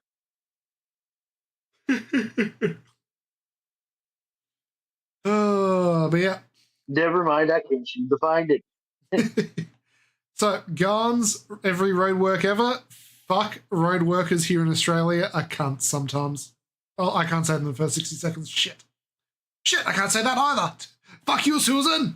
Yeah, mate, fucking roadworks. Everybody loves hating on roadworks. You know, oh, they're too slow, the workers are lazy, whinge, you know? But as a road worker myself now, I find all that pretty offensive, you know? Because road work is actually pretty complicated stuff. I mean, we start out with a nice bit of fucked up road, usually one we just finished building, spend 6 months and $250,000 putting 37,000 traffic cones up and down it. Then when it's go time, we just send one bloke with a shovel and let him at it for a couple of years, you know? Well, that's if you believe what the little sign says, mate, but it's only like that because we couldn't fit the 20 other blokes standing around doing fuck all into the little picture. And then we also slow the speed of the traffic from 80 to 40 just to fuck your day up. But no, as I was saying, mate, I think all the Not even 80 to 40. Yeah. Sometimes it goes from 100 to 40. 80 to 20. Your miles, so I think your 20 is our 40.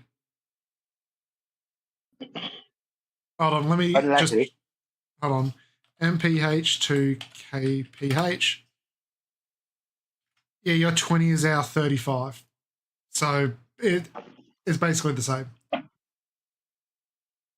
Being lazy, that's just bullshit, mate, you know, because ever since I started here, I've just been flat out, mate. And I'm actually doing very important work. On his side. You know, I'm not just standing around, mate. I'm actually an integral part of this whole operation, you know. Whoop. Hey, mate, just giving you a heads up. You got a car coming your way, mate, over. Yeah, thank you very much, mate. Thank you. I can see that, mate, actually. Thank you very much. You're a bit of a legend, mate. Thank you. Fuckhead.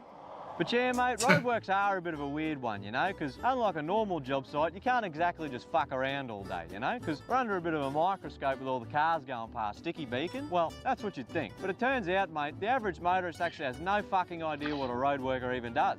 They don't know what the fuck we're supposed to be doing. The fuck's this bloke doing?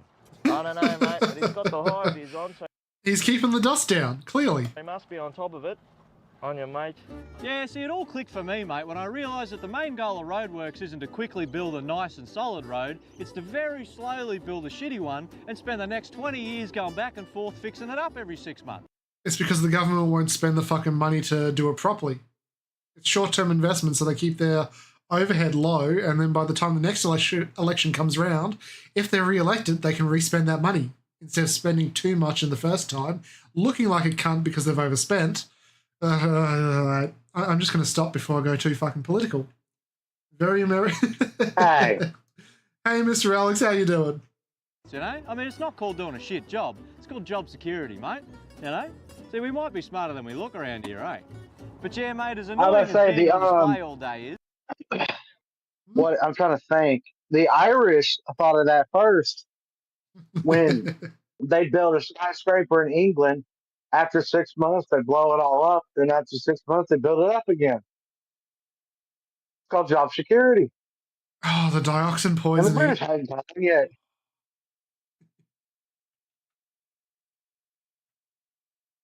All these pelicans driving past do present some interesting opportunities. Something I learnt pretty early on is if you turn it up a bit, you know, when the cars are driving past, you know, make yourself look a bit downtrodden like you...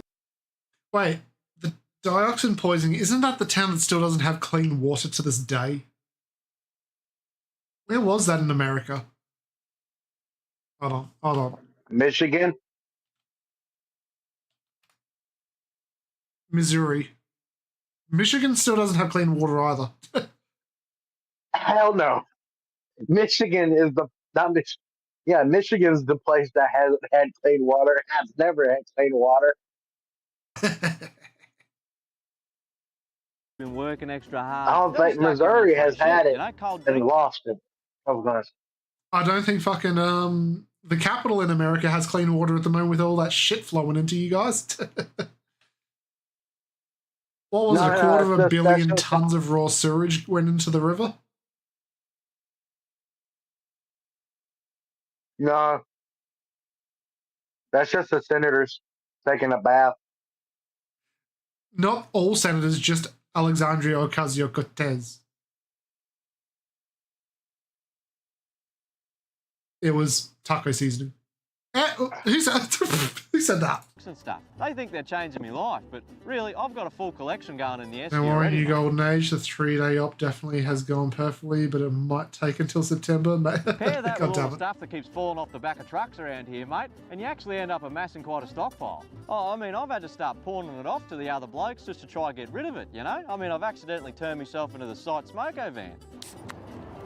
Mate, there's fucking dirt on this. Oh, no. Who cares? I'm so sorry, mate. Here, look, I'll get you something complimentary on the house, mate. Look, something sweet for you, a little sweet treat. Have a spoonful. There's dirt in that one too. I'm leaving this call. I'm joining right back so I get this. What the fuck? What's the matter, mate? Is this cement? What do you mean the sewage has blown up in my own cabin?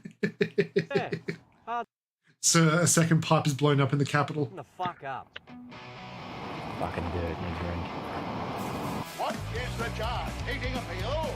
A succulent Chinese meal? The road's fine. Oh, the road's fine, is it, mate? No worries, mate. Wait, Vin. Wait, what the fuck's going on? Yeah, I'm so sorry about this, mate. We've got a lot of work's going on, all right? We've got a big pothole here in the road. We're going to have to get that fixed for you, mate. And I'll tell you now, mate, it's getting bigger by the second, so you might want to back this vehicle up. You might want to back this vehicle up, mate. You might fall in and end up in fucking China, you dickhead, all right? Let's... Fuck me. Mate, there's fucking dirt on here. Deep hole. Look, he's actually about to buy food. He's in the back. Mate. Fuck, I don't know what I'm getting, bro. Oh, you know about a yarn stance, mate. You gotta get in the yarn stance, mate. Because now look, hey, mate. Hey, how you going, mate? Hey, you're getting the yarn stance, mate. How you fucking going, mate? How you going, mate? Fucking gone. We're moving on to even more gone. Every garbage truck driver ever. Oh boy. Yeah, mate, it's like your mum always said. Do good in school or you'll end up driving a garbage truck. And yet the garbage truck drivers are actually paid very well. And she rents her house off me. She couldn't do what I do if her life fucking depended on it. These things got 2 steering wheels, 4 sets of pedals, mate. She's flat out getting her fucking Mazda into the click and collect without running over the trolley boy. And bloody getting ploughed by her fucking boss. I mean, if you can get past the smell, mate, this thing's the gold standard, you know? Council job, finished by 12, in the pub by 1. I mean, fuck, no wonder everyone's jealous. Oh, but my bin man keeps knocking me bins over. You don't like the other 2 VTubers, the last ones with any sense? Thank you. I will call a retard when I see one. It's like, mate, we've got to empty 2,000 of these fucking things before you get out of bed. You know, don't exactly have time to bust the spirit level out and set your bins back up for you too, because even if we do pull it off, we've got to come back next week and fucking do it again, because they don't have garbage trucks in China. They just load all their rubbish into big shipping containers. Send it to us. Kmart, then we've got to deal with it. Don't worry about what I'm doing anyway, mate, because I was round your mum's house the other day, emptied her bin, sounded like someone threw a fucking Dan Murphy's down the steps. Oh, mate, can you come and grab this one, please? Oh, No. I would, mate, but this thing doesn't go backwards. You know, it's like a shark. If it goes backwards, its fucking head will explode. Nah, I just couldn't be fucked, mate. We'll get you next week, eh? Oh, hang on a minute, mate. I'm a bloody taxpayer, yeah? You work for me. If you don't Yeah, empty my bin, fuck, I'm going cunt. to make a formal complaint and I'll have your job. Garner's Australian-American because, well, yeah, American garbage trucks. Just this one here, mate? Just this one? He's taking the bin. Oh no, the machine broke. Whoopsies. So you are, mate. Bye, Yeah, bitch. but at least there's some perks to the gig, mate, and customer service is a big part of that. As in, the customer should be serving us. You leave us a couple beers on top of the bin every now and again, and we won't leave you stranded in a pile of your own shit. Where's your bin, you fuckwit? It's fucking stolen. I fucking left your beers and everything. Ah, it was fucking 0%, mate. You can't drink and drive. Mate, why do you think they put 2 steering wheels in this fucking thing? You know, I love the fucking box of Schweppes lemonade there, too. You're obligated to buy from the city, but it's not. Oh, God. It costs pull us over. Who they going to breath at? You know? Dickhead. But both of you are drinking. You're still sober, eh? He's passed out. Yeah, but that's the thing, mate. 12:30 knock leaves the whole rest of the day open. So I've started my own business, Murph's Bin Repairs. I got the contract. You know, from the I did say council it. 'cause See I could ya. do it so cheap, you know. So I spend the first half of my day going around smashing bins up, then I spend the rest of it going back around replacing them and charging the city. But here's the best bit, mate. Guess how much I'm paying for these bins? $1. One of these, mate. What I do is, I pull up, assess the damage, wait till no one's looking, piss round the neighbour's house, pinch his bin, wheel it back over and send the invoice, mate. Then the next day, the bloke I pinched the bin off rings up, oh, someone's stolen me bin. I pull up again. I go to his neighbour's house, pinch his Till the bin, next night. Oh, and God so damn, on it's and so cyclical. forth, mate.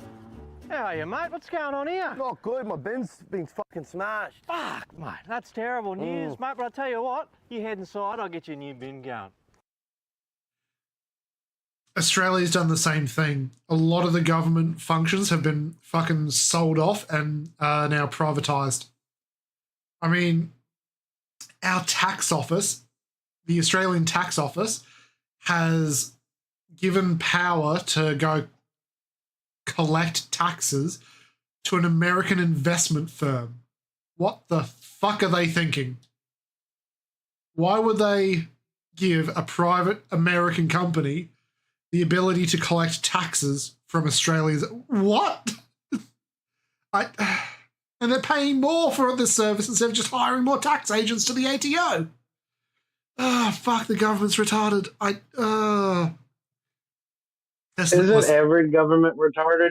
Yes, they are, but let's not get too political, especially when I've got a drink in my hand. I'll turn into Senator Palpatine. Hey, that's not political. That's just a true statement. Yeah, but that's where it starts. You start speaking the truth and then fucking well, it's always going well. True. Name one government that hasn't done stupid shit and are ignorant. I'll wait. That's the point. None. Back to the video. Oh, beautiful. Thanks, mate. He's got no bins. Oh no.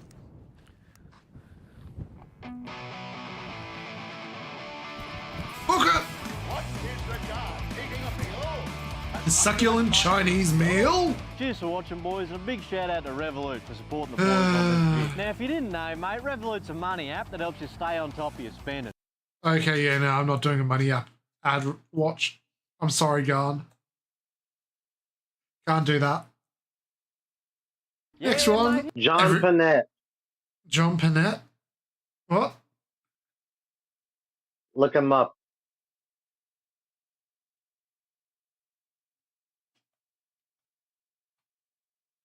John, why is he already in my set? Oh, the comedian. Yes, we have talked about him before. Every Coles worker ever, which is hilarious. Have you watched any of his videos yet? Yes, I have. Coles is funny because Which one? I need to go through my history and check. Yeah, mate, here at Coles, we are sick to death of people coming in here and trying to blame us for the cost of living crisis just because we quadrupled the price of a bag of cheese in the past And they wonder why the ACCC's coming down hard on them. 2 years. And some people call it price gouging, but we reckon we're entitled to make a little bit of profit on top, you know, for the services we provide, because we're struggling too, mate. You know, you think you're doing it tough. Think about us. We only made $1 billion last year. Only. Give half of that to Curtis Stone. Nah, but it's fine, mate, you know, because whenever people start cluing on to what we're doing, we just make a couple ads where an actor in a Coles uniform interacts with another actor in a cowboy hat, and we're allowed to bump the prices up another 30–40%. Yeah, well, that's what everyone reckons, mate, but in reality, you'd be surprised by how much of it's all in your head and how much you sound like a crazy person right now. Look, I'll show you. How you going, mate? Just done your weekly shopping, have you? I'll just get a look at your receipt really quick. Oh, mate, $327, not bad. What are you All he got shopping was the with your gum, Snickers. mate? Yeah, looks good. Oh, stick of gum. He's fucking Pretty smart splurging. shopping there, mate. That's a bit of a savvy shopper you are, Blake. Well, actually, I brought it from home. Yeah, but that's the beauty of how we got it set up, mate. The only real competition we got is doing the exact same thing we are, you know? I mean, we're so similar that loyalty to either one of us just comes down to what's your favourite colour. No, the red one's better. No, the green one's better. Both these people are morons. Because they're in bed Where do together. you think you're going, big fella? This is the Coles area. No, can't do it, mate. No, it's in our area, mate, sorry. You're a fuckwit, mate. Anyway. Oh, no, but serious, you didn't happen to notice any, like, peculiar smells while you were in there this morning? Nah. No? Nah. That's weird, because I was in there this morning before my shift, just farting up and down all the aisles. You fucking dog! No, mate. I need you on deliveries. Yeah, you're lucky, mate. About to knock your eyebrows off. Come on, Tim. Let's roll.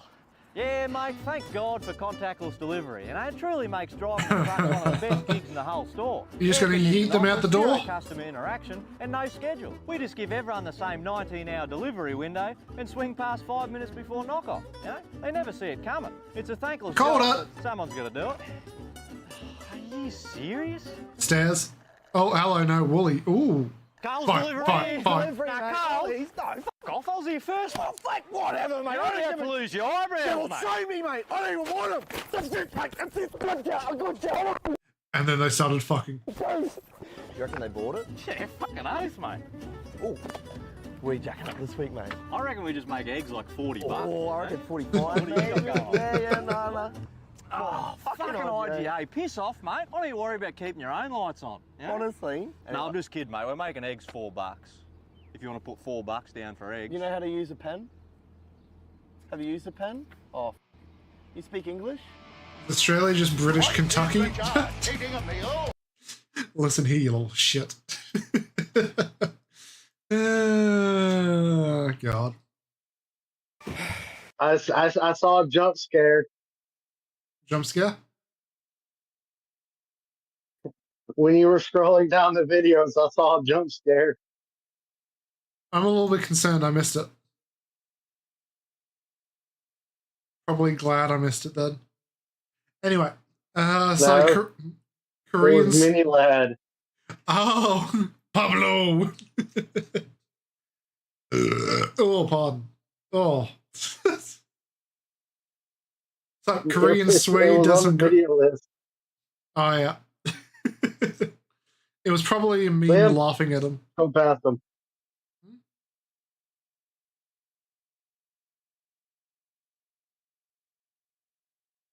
He's not in. I believe it's Fitty. No, he's not in this one. No. I thought I saw him in your head. No, we're definitely not watching him. Here. Okay, so Korean Swede, he makes fucking AI Naruto memes. Some of them are really good. And I haven't seen this one yet. It was me, Naruto. I'm curious what Toby did. Oh, Sasuke, why did you betray us? Still yearning for your boyfriend, I see. And on Christmas, no less. Toby! You really are behind all of it, aren't you? Interesting I didn't deny the boyfriends. Anyways. Ooh, Naruto. Poor little Naruto. There's just so little that you know. Nagata didn't tell you about me, did he? He didn't have to. I know all about you, Madara Uchiha. Oh? Why is Naruto's about voice that? not Are you accurate? sure that you know the extent of my hand in your suffering? What are you? Oh, poor Naruto. Poor Naruto. Do you really not remember all those lonely nights in your apartment? The cold silence, the emptiness, the profound sense that you were all alone in a room you couldn't stand being in. No. Yes. No, you can't. I'm honestly surprised you never figured it out. You couldn't be. It was me, Naruto. You killed my I parents. unplugged your mini fridge. What? In the middle of the night, I unplugged your mini fridge, so you always woke up to warm milk and spoiled Oh, God damn it. leftovers. Call back to episode 1 when he drank the spoiled milk and was shitting himself all day. God damn it. Thinking you were cursed with bad luck, but it was me, Naruto. And I know that sounds like I'm blatantly ripping off Solid JJ's video, but you drank expired milk all the time in canon, so I'm not sorry. What? And when all of your food spoiled and you inevitably had to go buy new produce, what about your wallet, Naruto? Oh, That he silly stole little everything from the frog that wallet. you called Gama-chan. Gama-chan. Remember how it was always empty? How everything seemed so expensive, and you never had enough money to buy anything. You're but damn ramen. diabolical. Yes. You stole my inheritance. You made all the villagers rip me I off. put a hole in your wallet. What? Okay, dude, what are you talking I about? used my kavui to put a tiny imperceptible hole in the bottom of Gama-chan. You were leaking Rio to the Akatsuki for years, Naruto. Always wondering why it was always so light.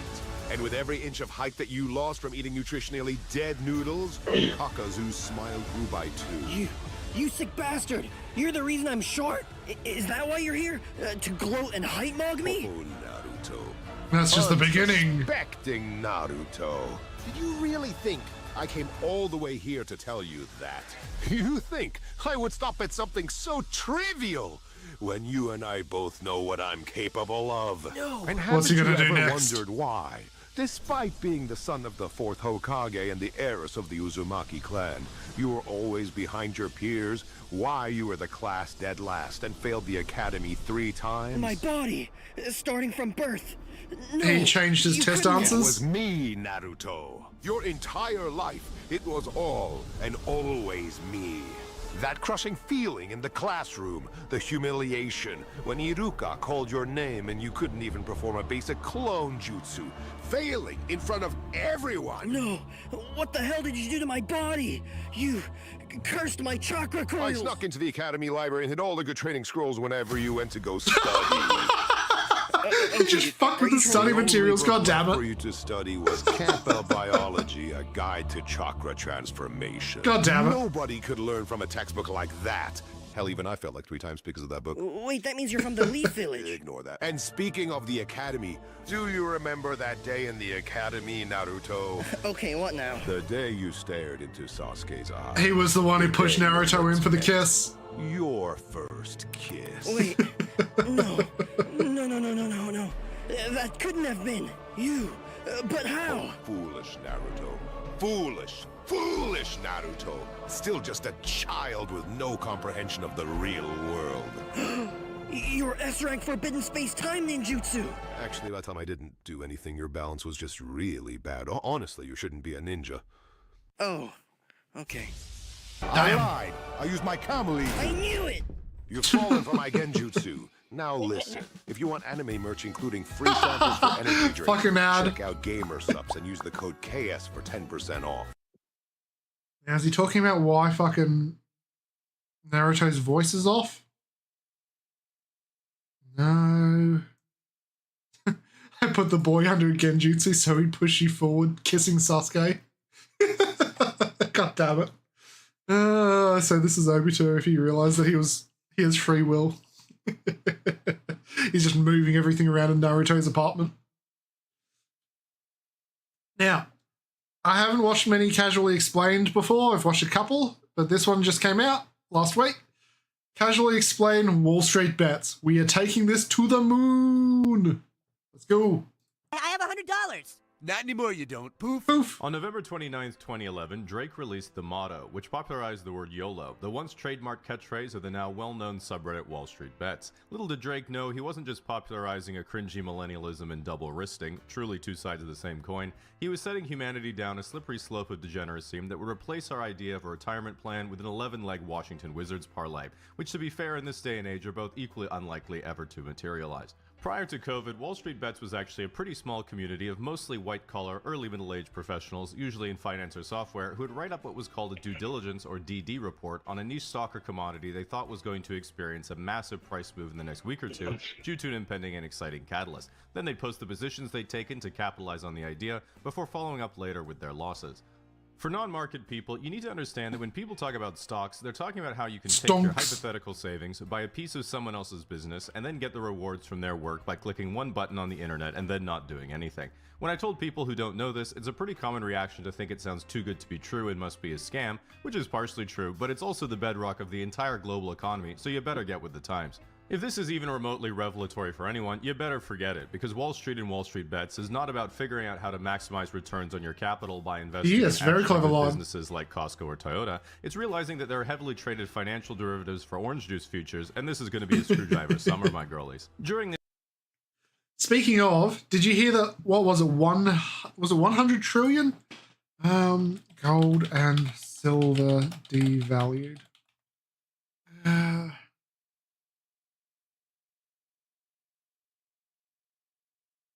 Yeah, gold plunged fucking massively recently. In 30 minutes, it dropped like an insane amount. I think it dropped like $400. this era of the mid to late 2010s, Wall Street Bets, along with the rest of Reddit, gradually started to skew to a younger and larger audience as it became more of a social media app, resulting in a lot more college students who hadn't quite cut their teeth in the derivative markets to join the scene. This culminated in the finale of the OG era of Wall Street Bets in 2019, when user Control the Narrative used a Robinhood exploit to get $48K in margin on a $2,000 account, or as he described, The US Department of Treasury is fighting like hell to short gold, silver, and oil to keep the price down, which is a very bad idea to short futures on commodities normally that year. What the hell are you reading? Not what I'm seeing. It's chat. Leveraged for my personal risk tolerance. Then he bought $50,000 worth of Apple puts, held through earnings, then live streamed himself reacting to losing it all, uttering the now infamous... After asking Wall Street Bets if he's going to go to jail and what he should do, a user assuaged his concerns by saying, just delete the app. This, however, would quickly be forgotten as literally at the same time, China was welding people into their apartment buildings for catching what was seemingly just a bad case of pangolin fever, which caused many people to say, oh, classic China, as they arrogantly enjoyed their Western freedoms and abundance of toilet paper. The second era of Wall Street Bets coincided with its massive surge in popularity. Wait, you guys had toilet paper? We didn't. During COVID, because everyone was forced inside indefinitely with thousands in stimulus I don't checks and unemployment understand payments that they why desperately needed people to started hoarding toilet paper. Because it wasn't a disease from the ass. No, it's okay. In Australia, because we're an island nation, a lot of people thought that toilet paper was made internationally instead of domestically, so they thought toilet paper would run out, so people freaked out in Australia. But then other countries thought, hey, if they're freaking out about it, what about us? And it just became a mass hysteric event. The problem is, like 90% of toilet paper for every country is made domestically. But retards be retards. No, but here's the thing. We wasn't afraid of that. They hoarded it. Losing everything in response to the hiccup. you forget the prevalence of the North American. They flocked to the thing before 6 o'clock in the morning. Oh, By yeah. the time you got there at 8, there was nothing in the shelves. Yeah, but that hit. So it was a combination of hysteria and then a bunch of people going, "Oh, I can capitalize on this. If I buy every single toilet roll before everyone else can and then sell it for an inflated fee, I will make some stonks." People were assholes during COVID. Avoid using to pay down their student debt, as that was congressionally deferred and would Do obviously you never be remember the coming back. first The cycle COVID era was one of the best. the trash that came and grabbed it?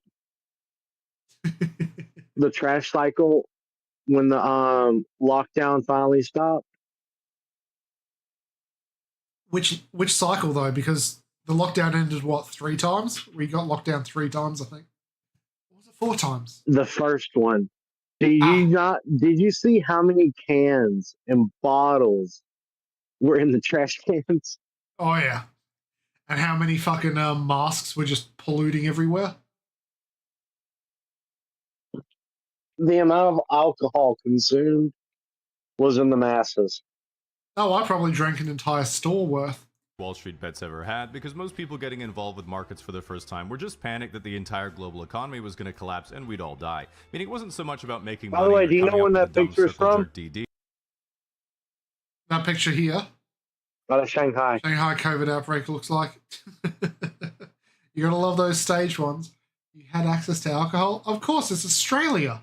It was about Wall Street bets becoming a front page subreddit where the best and brightest Only essential businesses were opened. That includes bottle-os. 20-year-olds could try to educate the masses. Then I could not understand anything they said and just make fun of them with a meme and get There's a joke in there, but I don't think I can say it without getting permabanned. 10 times as many upvotes. It really made you feel that if we're all Hold going on, I need to move my model. Retards. I'm looking at the word right there. to die, at least we'd die together. And it wasn't like you were losing money, it felt like we were losing money. Which everyone was, because actual Wall Street was siphoning as many extra stimulus checks as possible from the peasants to the wealthy. I mean, you gotta release those prisoners into fucking the wild. Gavin Newsom in New York loved doing that. Which at least brought back a sense of normalcy to the middle class. To me, the absolute peak of this era, other than the memes, was that because everyone in the community was so green, all the trends were just a random internet guy making up a nonsensical but easy to follow narrative, and then everyone would just pile into a trade. I wonder if he's going to mention Such classics GameStop. as, we'll buy liquor stocks because everyone's at home drinking, which was only derailed because the author did not take into account that one of the biggest bars, which were in fact closed. Yep. There was also, we'll buy Activision because Call of Duty Warzone would massively beat revenue estimates because everyone's at home playing it, which was only derailed because Candy Crush, Activision's actual highest grossing game, was only played by Chinese moms at airports and missed on revenue completely. Another iconic moment was the SPAC bubble, which is show companies that are publicly listed that would acquire private companies in order to backdoor them into public markets for a huge fee without going through a lengthy and legally rigorous IPO. This brought us such stocks as Lordstown Motors, Hyliion, and ChargePoint, which are all now down 99% from their peak. Then there's my personal pet peeve scam stock, Nikola Motors, a company that commissioned a few 3D renders of a hydrogen truck from Fiverr, then filmed themselves rolling another truck down a hill to make it look like it worked. Market cap? $30 billion. A company with a single 3D render was worth more than Ford Motors. I personally hated this company with an Air Canada While you're level of doing passion all because this, of the I'm brazen gonna just intention of the read. CEO to just make shit up all the time, which is exemplified by the time he pointed at the tablet in the driver's seat and said, "This media console uses a custom operating system we designed that runs on an HTML supercomputer." Shut the fuck If you up. don't know why that's so tilting, that's like me saying, yeah, we recreated DoorDash, but instead of delivering the food to your house, we just cook it for you directly in the app. My single favorite event in the COVID era was one of the many guys who in April of 2020 bought a bunch of futures contracts for West Texas Intermediate crude oil when everyone ran out of space to store it and prices hit negative $32 a barrel. Hours later, he sold every contract except one as the price rose to -4 for a nice profit. He went on Wall Street Bets to brag that just his one remaining contract was worth over $26,000 and that trading for the contract expired, so he'd locked it in at that price. Another user then please pointed tell out me that they the shorted expired it. WTI futures contract isn't cash settled and that he didn't lock in a $26,000 profit. He locked in $26,000 worth of crude oil that would be physically delivered to him in Cushing, Oklahoma. At the time, this was the funniest misunderstanding I'd ever read, and is up there with the guy who lost it all on ornamental gourds. Do yourself a favor and pause to read this one. I remember seeing this for the first time. Okay, I've financially ruined agricultural futures. I've lost everything and I'm not sure how to continue. This summer I invested $17,500, 6 months salary. Hey, in quick my question. Do you want me to read that? No, I got it. Into ornamental gourd futures, hoping to capitalize on this lucrative emerging industry. After watching a video about Vincent Kosuga and his monopoly on onions, I decided I'd try and do something similar with another vegetable. I did some research and found out many agricultural forecasts expected this year's gourd yield would be far smaller than the past due to deteriorating soil conditions in central Mexico and a warmer than average spring. The first demand soared around Halloween and prices skyrocketed, but the gourd bubble burst on November 12th. Unfortunately, the coronavirus caused a massive drop-off in demand due to fewer families decorating their tables for Thanksgiving, and prices plummeted. I invested early enough that I thought I would still be fine, but then on the morning of December 2nd, a new email in my inbox caused my stomach to turn to pretzels. The massive gourd shipment from Argentina, scheduled for early March, had arrived. I was planning on selling off my futures right before this in February, but this ruined everything. To top it off, the gourds in the shipment were absolutely gargantuan, some topping 4 pounds. Jesus. Causing the price per pound to drop like an anchor in the range of 6 cents per pound. Oh, fuck. It expired at 25. Jesus. Absolute geniuses we've got. I'm actually laughing my ass off and thinking, this is literally the funniest satire I have ever read. And then I looked at the guy's post history and was like, there's no fucking way. There's actually no fucking way. Frankly, homie must be doing fine now because he might be the only person I'm certain could not be replaced by AI. In 2021, as COVID was nearing an end, we began the final chapter of Wall Street Bets that led us into the modern day, which was the GameStop short squeeze. Yep. As of right now, the most upvoted post in the entire history of Reddit is about GameStop, which gives you a sense of scale of this whole operation. In brief, user Roaring Kitty posted a good old-fashioned DD on how GameStop might appear to be a failing brick-and-mortar retailer being usurped by online digital video game sales, that because this was such a consensus Wall Street view, the amount of people who were borrowing stock to sell it short was immense, and his idea was it was a classic setup for a short squeeze, which means if the price were to go up a lot in a short period of time, all the people shorting would be forced to buy more stock to close their losing position, resulting in a Volkswagen-style infinite money growth for buyers. Actual finance people were quick to point out the drastic differences between these circumstances and how the DD didn't really make that much sense, but this is Reddit, and Michael Burry was in on the short squeeze thesis, so as everyone's hero George Soros said, show me a bubble and I'm buying. What a little cutie. I don't want to get too deep on the lore. We gotta ruin them shorters. Or because to this day, almost every white-collar guy I've met in real life over 30 has a defense mechanism for the money they lost on this trade. But in short, what was originally a novel trade idea with a moderate return potential turned into a global meme where every 20 to 55-year-old male on planet Earth bought GameStop stock or options, and the price went absolutely vertical. Roaring Kitty started by posting his positions worth $50,000 and peaking at $48 million. If you're wondering why literally everything is a loot box nowadays, it's because ever since the boys have been chasing this moment. The final conclusion was when GameStop squeezed to over a $30 billion market cap, and every broker's website was fighting for its life to handle all the traffic because... And the only reason it dipped is because Congress got involved and said, oi, oi, oi, oi, oi, only we're allowed to do this sort of fucking market manipulation. You peasants aren't allowed to do this. They weren't using a supercomputer running on HTML. After reaching nearly $500 split adjusted, the stock then suddenly collapsed limit down after limit down to nearly $100 because Robinhood literally turned off the buy button for... To be fair, there were more shorts than there were stocks at GameStop that existed. So the squeeze was sensible until the fund manager and billionaire stepped in. Yeah, oh, good. For all their users. This started a grand conspiracy that still persists to this day, that the powers that be on Wall Street were getting caught with their pants down by retail vigilantes that used their connections to the deep state to illegally make Robinhood manipulate the market to their own interests.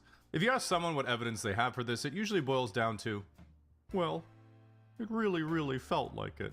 The stock went down people when they lose their money to an unforeseen risk, especially me. You have to check yourself to make sure you don't fall victim to the market phenomenon called trader on the way up, community member on the way down. After this peak moment of the little guy finally having a brief experience of actually occupying Wall Street and seeing it slip through their fingers, Wall Street Bets has settled in as a comfortable and pretty... It's not a conspiracy. It's an Alex Jones fact. Just because it's not proven yet doesn't mean it's not a fact. Big finance news and meme subreddit that I enjoy now but think, well, these kids don't know what it was really all about. And it feels to me like looking at photos of myself when I was 20 and remembering the good old days. Then someone says, Jamie, that was 10 years ago, and your lifestyle is exactly the same now.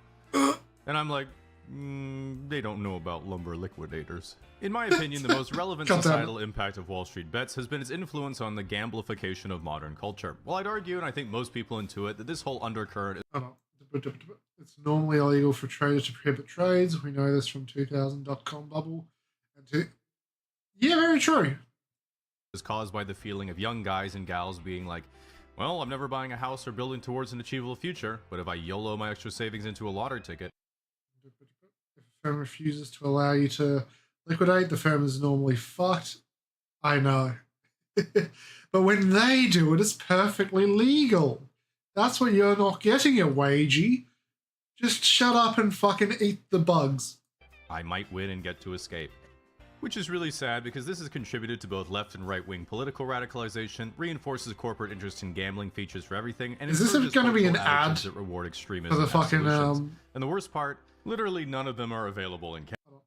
So the fact Robinhood and interactive brokers and e-traders could do that all simultaneously and it'd be a-okay. Yeah. Not a conspiracy at all. Canada. Now, if you're someone who uses Robinhood, you might be thinking, wait, they sell my order flow to Wall Street so they can have a leg up on retail traders?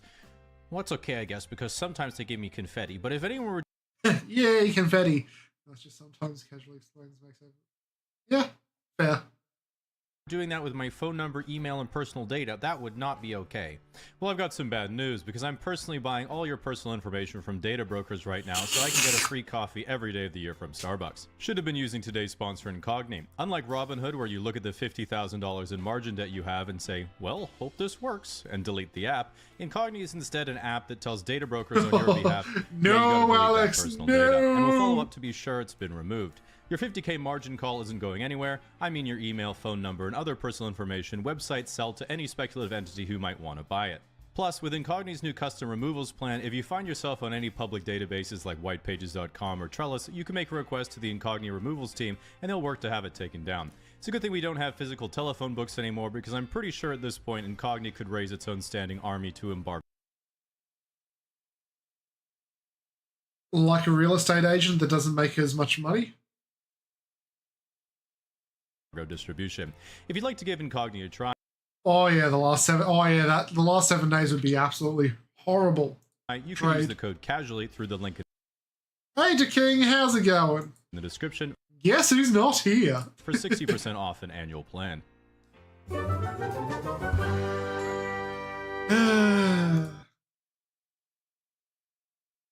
God damn. I'm sorry, what the fuck is that thumbnail? Get pregnant ninjutsu. Fuck it, we're doing it.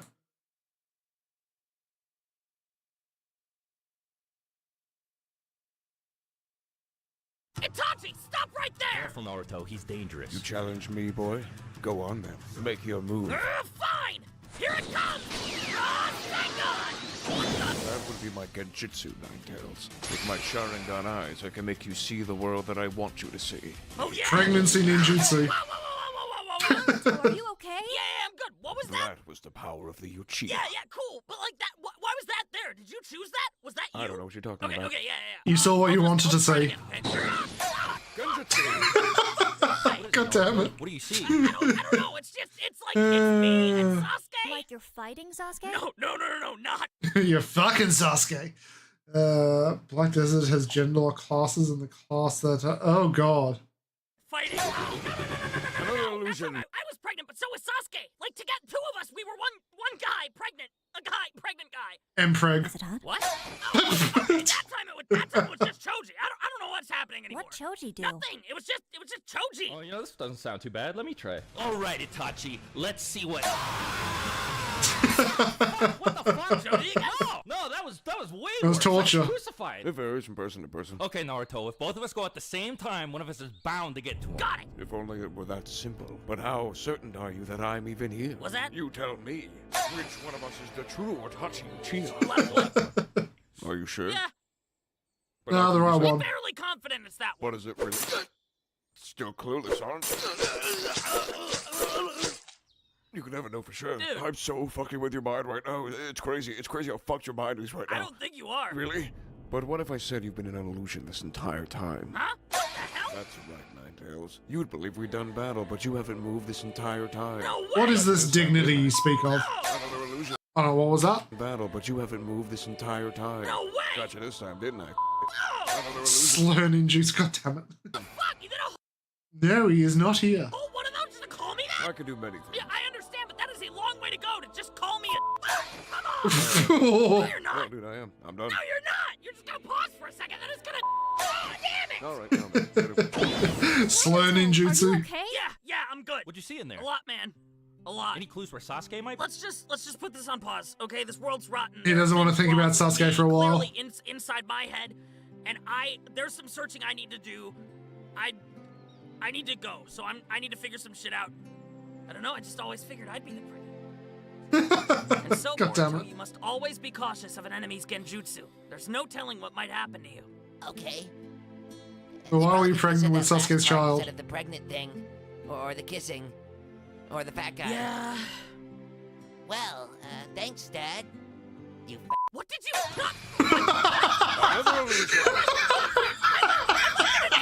Reality is an illusion. God damn it. This video is brought to you by Gamersups, and the flavor of the week is Klaxosaur's Blood by Darling and the Franks. It's the flavor of the week because I wanted to read that out loud and explain to you that that's something on the menu. I haven't touched Naruto since like I was a little teenager. The last of it was when the manga ended.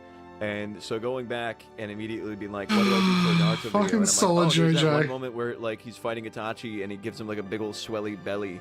The swelly belly. That's what it's. That's the chapter in the manga. Swelly belly. Prank time. Chapter 128 or some shit. Dude, I was into this shit back then, back in the trenches when it wasn't fucking popular to be into that. Where you get fucking shot when you'd go into the school cafeteria and be like with a Naruto headband. They would stab you with forks and sporks. The sporks were what came out the worst, honestly, because they'd have like that scoop action. They can get some flesh out of you. They can get some flesh out of you. They get that little little stab in there. They get their little flesh out of you. They get a little flesh out of you. God damn it. Oh my god.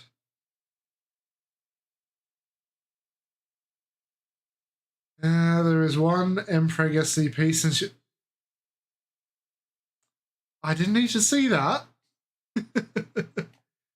Oh. Owl jokes. You know what? We'll do owl jokes. Try not to come challenge.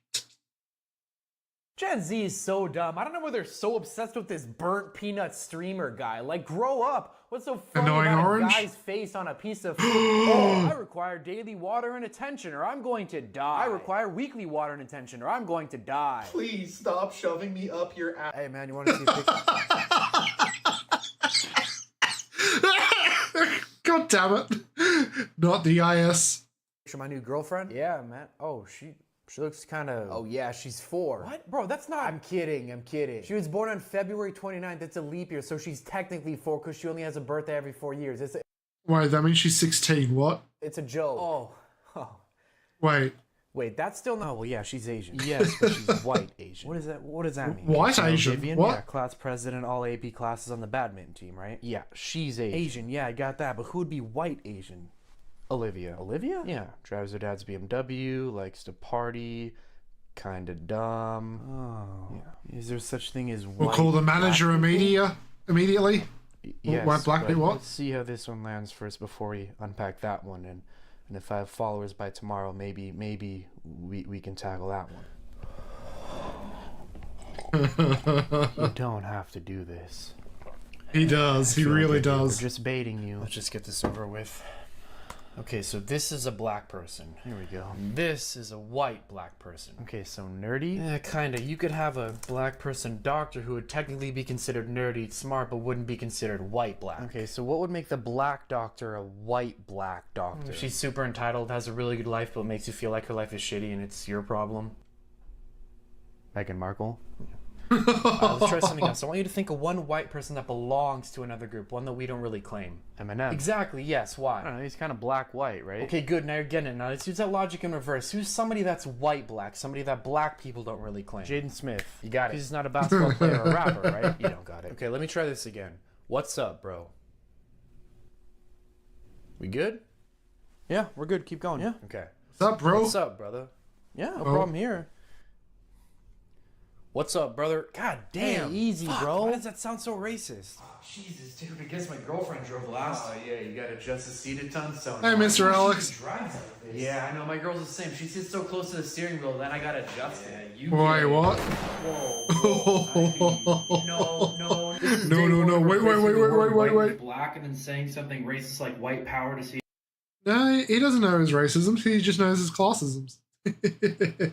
Stave it. Why'd you say hey like I just got here?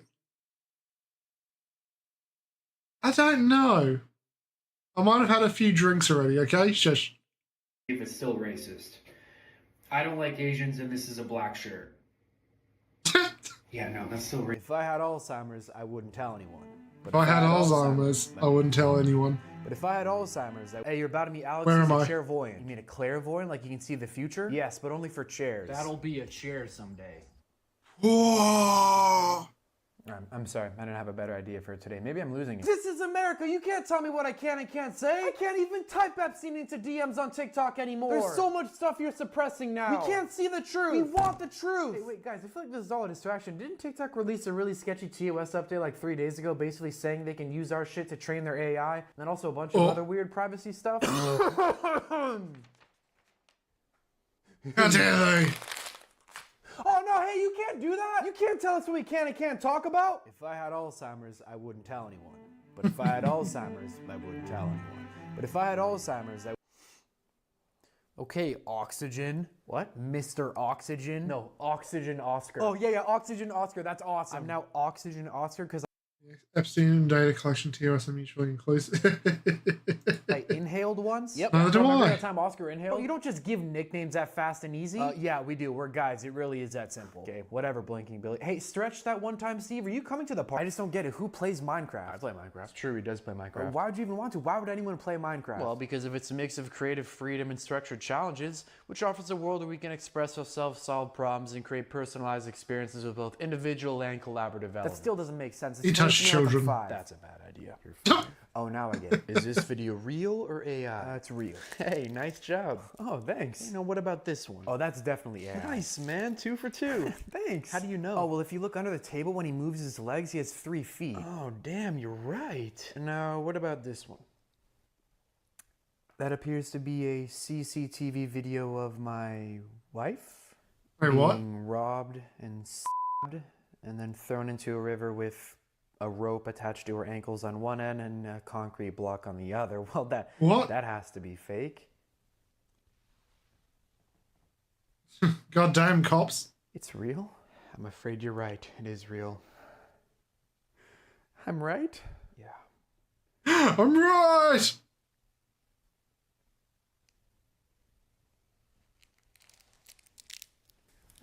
Thanks. Who is real and who is AI? First question, contestant 1, what is the capital of Minnesota?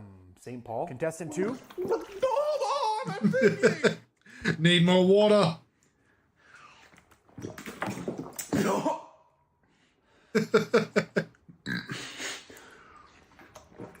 Hold on!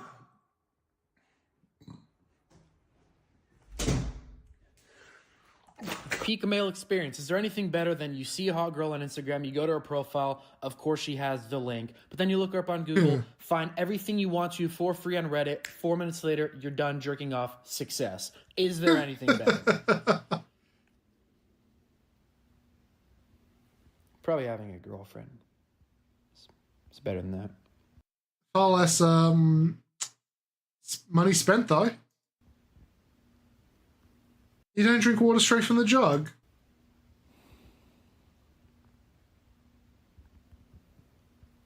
Hi, I'm God. You get to ask me one question. Is there any validity to the claim that pay-to-win skins were created? You know, where there's advantages because of the certain cosmetic characteristics of a skin? Yes, of course. You're welcome. But don't tell anybody I said. Oh, I knew it. Okay, so who was it? EA, Riot Games? Oh, you mean... Well, I have good news and I have good God damn it. Oh, wow. Nothing but good news. What's the good news? As long as it's not from the fucking Washington River at the moment that had 250 million liters of fucking shit poured into it. The good news Oh God. He drinks raw water. is, well, there's not a name for it yet, so you get to name it. That's pretty cool. Oh Oh God! And Bad the other news good is you'll be is your dead in a baby's week. completely healthy. What? Oh, you motherfucker. But like I said, it doesn't have a name yet, so you have to name it. You motherfucker! Yo, bro, I bet you $20 you can't scare me. Do you even have $20 to bet? No, which is Nope. why I really need this. I'm not gonna scare you. That's because you can't scare me because I'm too tough. Indeed. What? Hey Jessica, I didn't see you last night. I thought we were gonna... Oh yeah, sorry, I forgot. I was actually out with a friend last night. A friend? Shit, is she seeing someone? No, that could be a girl. Yeah, friend. Okay, that's a little suspicious. And we got really drunk and spent all night together. But then I got a call that said my whole family died in a house fire, and all I can say is good thing this person was there to comfort me. This person? Shit, okay, she must be doing this intentionally. There's no way she'd be using all these weird pronouns if she wasn't talking about a dude. To add insult to injury, someone also broke into my grandma's house and beat the up out of her. They didn't even steal anything, they just did it for the fun of it, and this individual consoled God damn it. you fucking bitch. You're with the dude, the individual I was with last night. Come on, you were getting fucked by a No, she was dude. having We sat lesbian down sex. trying to figure who beat up my grandma. The entity and I were trying to figure that out. The entity. You. And he said he saw a black guy. Of course, I knew it. Wait, what? That sounded so wrong. Wait. Not about the black, about the Heat. Who's the GOAT in each sport? Basketball. MJ. LeBron. Oh my God. Are you serious? Football. Which one? Tom Brady. Jerry Rice. Okay, now you got to be messing with me. You don't seriously mean that, do you? The other football. Messi. Ronaldo. Oh, come on, you're so stupid. You have no understanding. You've been wrong every single time. Hot dog eating. Oh, Joey Chestnut. Joey Chestnut. Nice. Nice. I feel like I missed a major sport. Joey Chestnut, isn't that the guy who can throw it out? The Glizzy Gladiator? Baseball. Huh? Gen Z is so dumb. Well, as requested, Song of Genesis, huh? Oh, let's make myself a little bit smaller. Fictional world of SCP, violence, human and animal experimentation, forced incarnation, torture, swearing. Okay.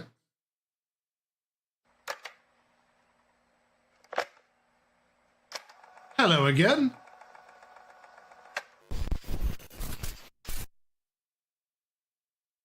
Good day everyone and welcome back to SCP Illustrated, entry log 122. I hope you're all doing well. September is here and autumn is upon us. Pair of ducks. To kick off September, I am bringing you a well-known SCP that was requested some time ago by a patron, namely SCP-407, also known as the Song of Genesis. A little bit different this time, as this is a neutralized SCP and is no longer active. Oh. This video does contain scenes of injury, mutation and death, and without further ado, let's begin.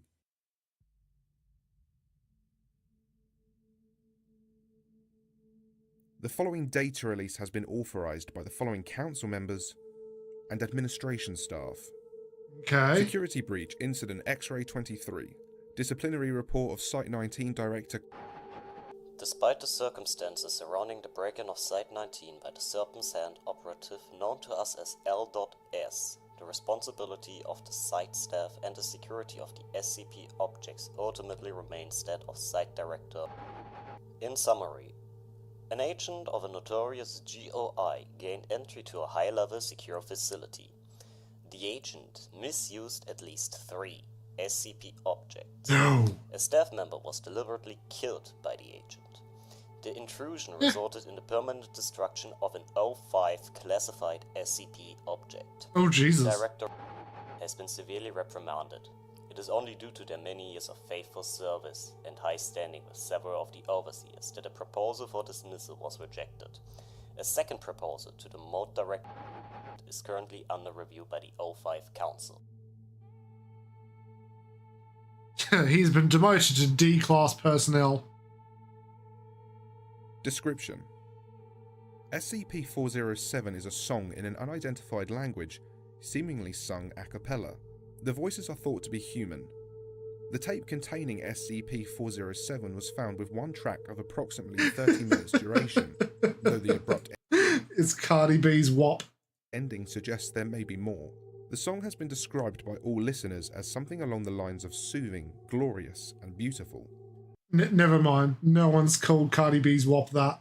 While SCP-407 is played, rapid cell generation seems to occur within auditory radius. This effect seems to occur at the cellular level and does not require the subject to be able to I do know what O5 cancel is and that an O5 object, yeah. I do know SCP lore. hear the But thank you. music. The changes seem to only affect multicellular organisms at first, but quickly begins to affect mitosis in single-celled organisms. You know what? Double the cancer. During the first minute of exposure, all multicellular life forms seem to become healthier. Subjects suffering from malnutrition, scarring, physical injury or chronic diseases, or other medical conditions seem to become healthy with only a minute of exposure to SCP-407. This is also shown to cure Alzheimer's disease, Crohn's disease, brain and spinal cord injuries, and normally fatal infections or wounds, amongst other things. Interestingly, cancer does not seem to be affected, though the subject's physical condition was still vastly improved. During the second and third minute of exposure, subjects start experiencing unnecessary unrestrained cell growth, manifesting in quickly advancing dermal growths. Double the cancer. These growths seem to mostly be benign tumours and calcium and fat deposits, which, though sometimes painful and disfiguring, are not life-threatening. Wait, so this was reusable.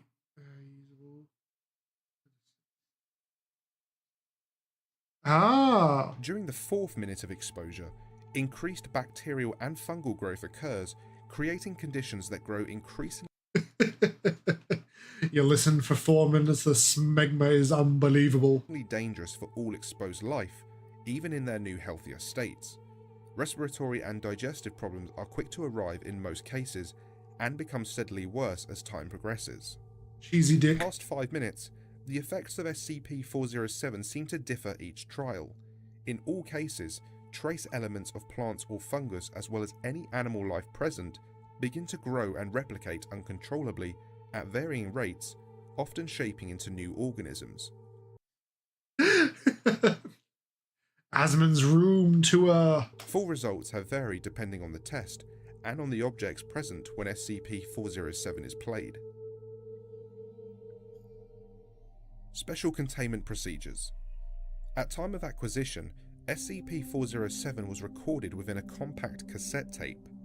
Currently, SCP-407 is backed up as a digital audio file on SCP-407 should not be allowed to play under any circumstances outside testing conditions. Huh. I wonder, you know when day breaks, when the sun turns everyone's into the sludge?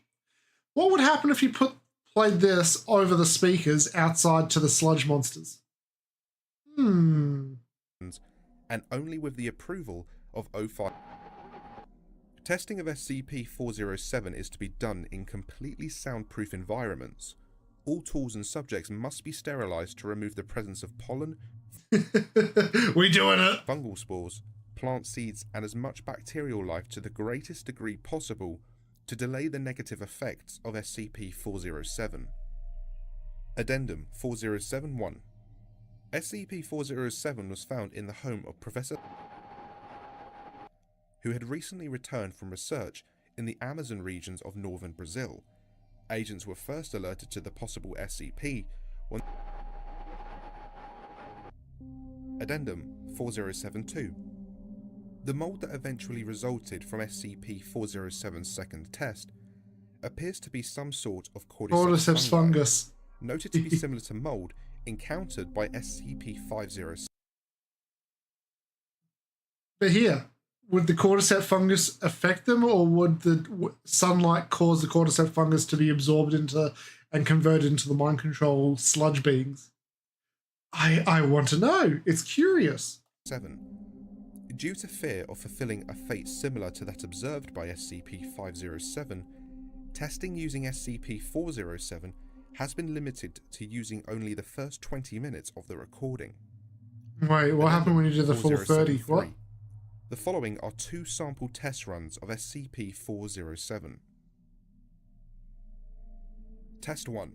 SCP-407 played for 28 minutes and 32. Yeah, I'm inventing an increasingly horrifying way to get us all killed.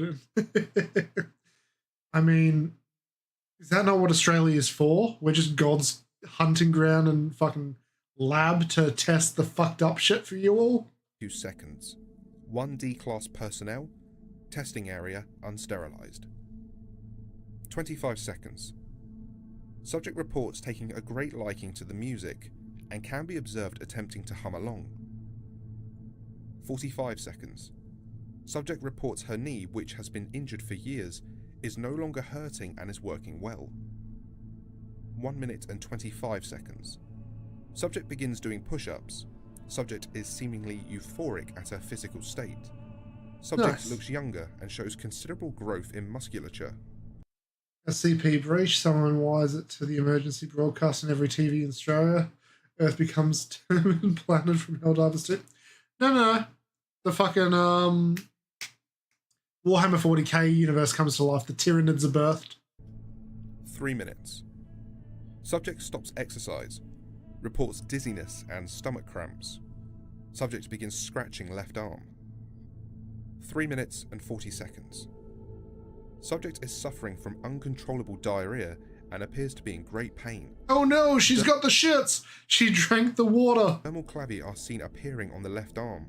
Small weeds are seen growing in various parts of the testing chamber. 4 minutes in. Corns on subject's skin are seen spreading quickly throughout the body, taking on a whitish hue. It's on the cob! It's all on the cob, Morty! Subject You gotta communicates run! that she no longer feels pain. 4 minutes and 30 seconds. Subject's skin is completely Picasso and some shit. Uneven callous skin. Subject no longer communicating. Chamber floor and walls seeing advanced plant growth. 5 minutes and 10 seconds.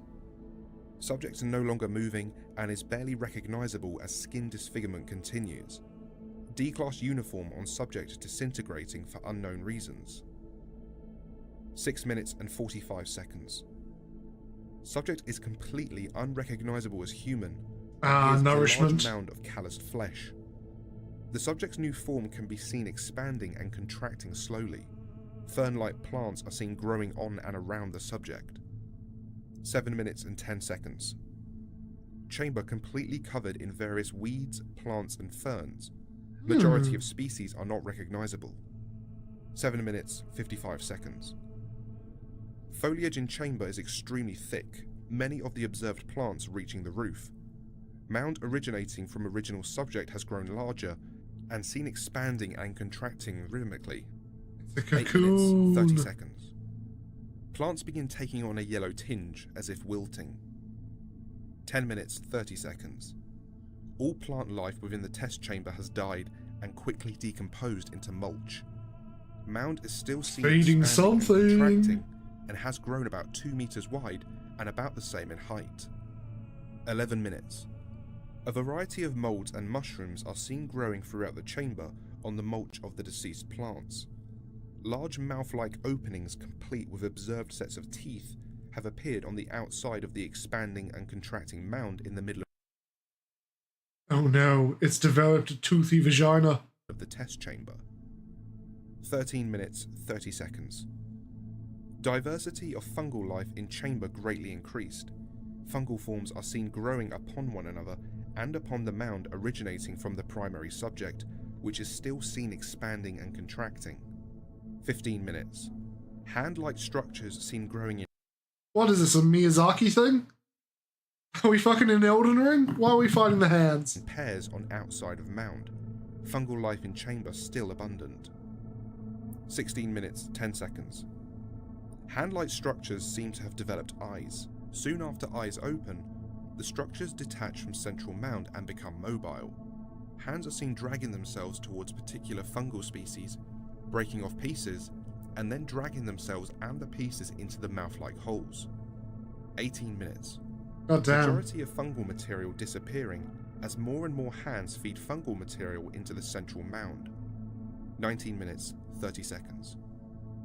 Various plant shoots are seen growing. All species are complete. Yeah, Junji Ito. I was saying Miyazaki because of fucking the Elden Ring hand area. Junji Ito is just horror, so I didn't really want to go there because it's like this is supposed to be horror too. Completely unrecognizable. Only remaining fungal growths are those on the chamber ceiling. Yellowish vapors are seen coming from the central mass. It's pissing. 21 minutes. One of the organisms formerly identified as a plant is seen to become ambulatory. Organisms appear to grow from small stationary pod-like plants into adult mobile forms, which use several barbed tendrils to drag themselves throughout the chamber. They are observed to scale both the walls and ceilings of the test chamber. Though about half the size of the hand-like organisms, the plant-like organisms seem to possess sharp mandibles, which they use to destroy and consume the majority of the hand-like beings. 23 minutes. Plant-like organisms. Wasn't that the anime that everyone laughed at? Because they said, oh, they're adapting Uzumaki, there's hope, and then it was just terribly adapted. Begin devouring hand-like growths that continue growing from the central mound as soon as they develop a working eye. 23 minutes, 40 seconds. Plant-like organisms are seen feeding fungal material from the ceiling into the mouths of the central mound. The new stage has 26 begun. minutes. Plant-like organisms seemingly breed sexually using directly delivered pollen. Life in chamber seems to be limited to 3 surviving species. The mobile plant-like organisms, the fungal organism that continues to grow on the ceiling, and the central mound on the floor. 28 minutes, 32 seconds. Tape ends. Test 2. SCP-407 played for 28 minutes and 32 seconds, within chamber, 1 D-class personnel, unsterilized. 25 seconds. Subject reports feeling soothed by the music and of feeling stronger and more invigorated. 45 seconds. Liver spots and scars previously seen are shown to disappear. 2 minutes and 20 seconds. Subject appears to have physically grown an inch. Increase in musculature is noticeable. 3 minutes 40 seconds. Subject reports intestinal pain. Oh no, the Taco Bell! Subject begins vomiting. From vomit, plants are seen growing and slowly rooting into the floor. 4 minutes 50 seconds. Subject starts developing rashes and growths on skin. 5 minutes 30 seconds. Heavy dermal disfigurement. Subject panting heavily, begging for help. Oh yeah. Great pain reported. 6 minutes 10 seconds. Subject falls to the ground and ceases to move. 6 minutes 45 seconds. Subject's body is quickly covered in what is thought to be fungal infections. Plant growth is observed growing from the subject's mouth, then eye sockets. 7 minutes 30 seconds. Subject is by this time unrecognizable, covered in molds and plant shoots. Body bursts as a banana tree emerges from the subject's intestines and proceeds to grow to maturity within seconds. Wait, so the female one turned into a birthing chamber and this guy turns into a living zombie that goes around fucking things? 8 minutes 45 seconds. Plant and fungal growth has begun to spread throughout the testing chamber. What appears to be moss and weeds cover the floor. 9 minutes 30 seconds. Several shoots, stalks, bushes and even small trees have appeared. Banana tree is no longer recognizable. The tree has grown thick and is covered with foliage and fungal growth. 10 minutes 30 seconds. The air is heavy with pollen and spores. Vision into testing chamber is difficult. 11 minutes 30 seconds. Movement is heard within the chamber. Several different small insect-like creatures are observed. Creatures are seemingly made of plant matter. 17 minutes 30 seconds.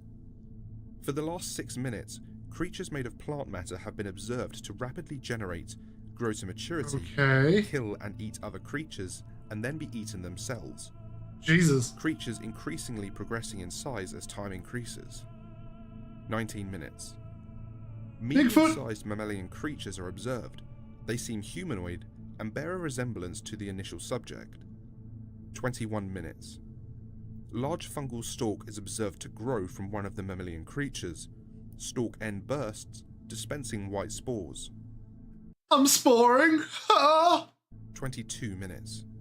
Plant growth is still lush, but everything begins to become coated by a layer of mold. The plant creatures seem to die slowly It's ectoplasm. for no reason, before being covered by the mold. 23 minutes. Mammalian creatures are the last to succumb. They heavily decay and become covered in the same mold. Bodies are shown to contract and expand as if breathing. Stalks quickly rise from the bodies, burst with spores, and then just as quickly rot. 28 minutes, 32 seconds. Tape ends. No change in chamber since the appearance of the mold. Chamber undergoes rigorous anti-biological cleansing. Samples of the mold were taken. Addendum 4074. SCP-407 has been deleted from the system by what is known to the Foundation as the interest group Serpent's Hand. All known backup copies of SCP-407 have also been deleted. I don't want to get out, Security huh? breach incident X-ray 23. SCP Site-19 breached by operatives from an organization known to the Foundation only as the Serpent's Hand. The breach of Site-19 seems to have been the second of 2 break-ins into SCP properties known to the Foundation as LS. This individual was responsible for a previous security breach, having coordinated the theft of SCP-268. Though it is evident from video surveillance that SCP-268 was involved in this infiltration. The intruder known as LS Yes, I do know seems to they have were in simply Daybreak walked too. into Site-19. Wait, what? The intrusion seems to have been for the purpose of using SCP-914. Knowledge of the intruder's use of SCP-914 can only be assumed due to the intruder's interruption of Dr. during routine testing. Dr. seems to have been resulting in the intrusion's only personal casualty. Okay. SCP-407 seems to have been deleted from the Foundation's system during this time, so it can only be assumed the individuals involved are responsible. Whether this means the file has been completely destroyed or possibly in the hands of this rogue group is unknown. A short printed note was found in SCP-914's chamber. This note is the only insight the Foundation currently has of the group responsible for this incident. Dear Sirs of the Foundation, behind guns and protocol you hide, desperately chaining the ineffable, yourselves stuck within your own self-wrought pitiful cages of fear and ignorance. You think yourselves the shepherd guarding the flocks of the unwise o'er the night, but you are so shaken by doubt and fear that in your bewildered arrogance, you would vainly seek to chain the sun itself unto the heavens to hold back the daily night.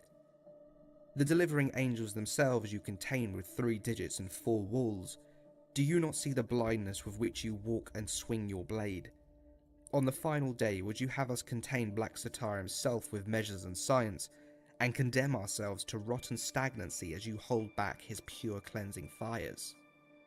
I do not ask you not to act, but act with enlightenment and heart. Neither should one be seduced by the dark nor blinded by the light, but walk firmly in the twilight and gaze unto all realms. Walk the world of fire with bare feet, and you will find yourself without the scars you never knew you had. Alas, in your fears, you fail to see the old gods that we all are, and unable to accept this sovereignty, detain both thought and essence of what would take man beyond the mundane.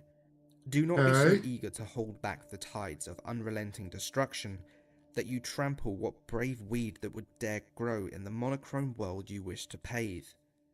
Such blind order stifles chaos, and what is chaos but life? Hey Gaming X Edit, how you doing, I bud? leave you with one final truth. The garden is the serpent's place. The divinities of fear and order who come to walk in the cool evening air are only visitors. Do not fail to see the evil hiding in the light, nor the aromatic beauty of the palest flower of darkness.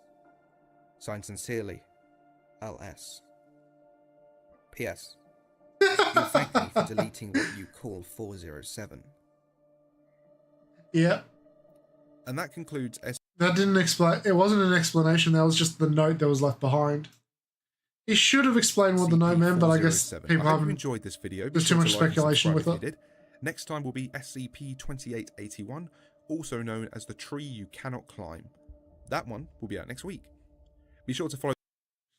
Imagine being cured of Alzheimer's and many diseases just to be turned into a forest. One might even say a funky forest. Fucking funky forest.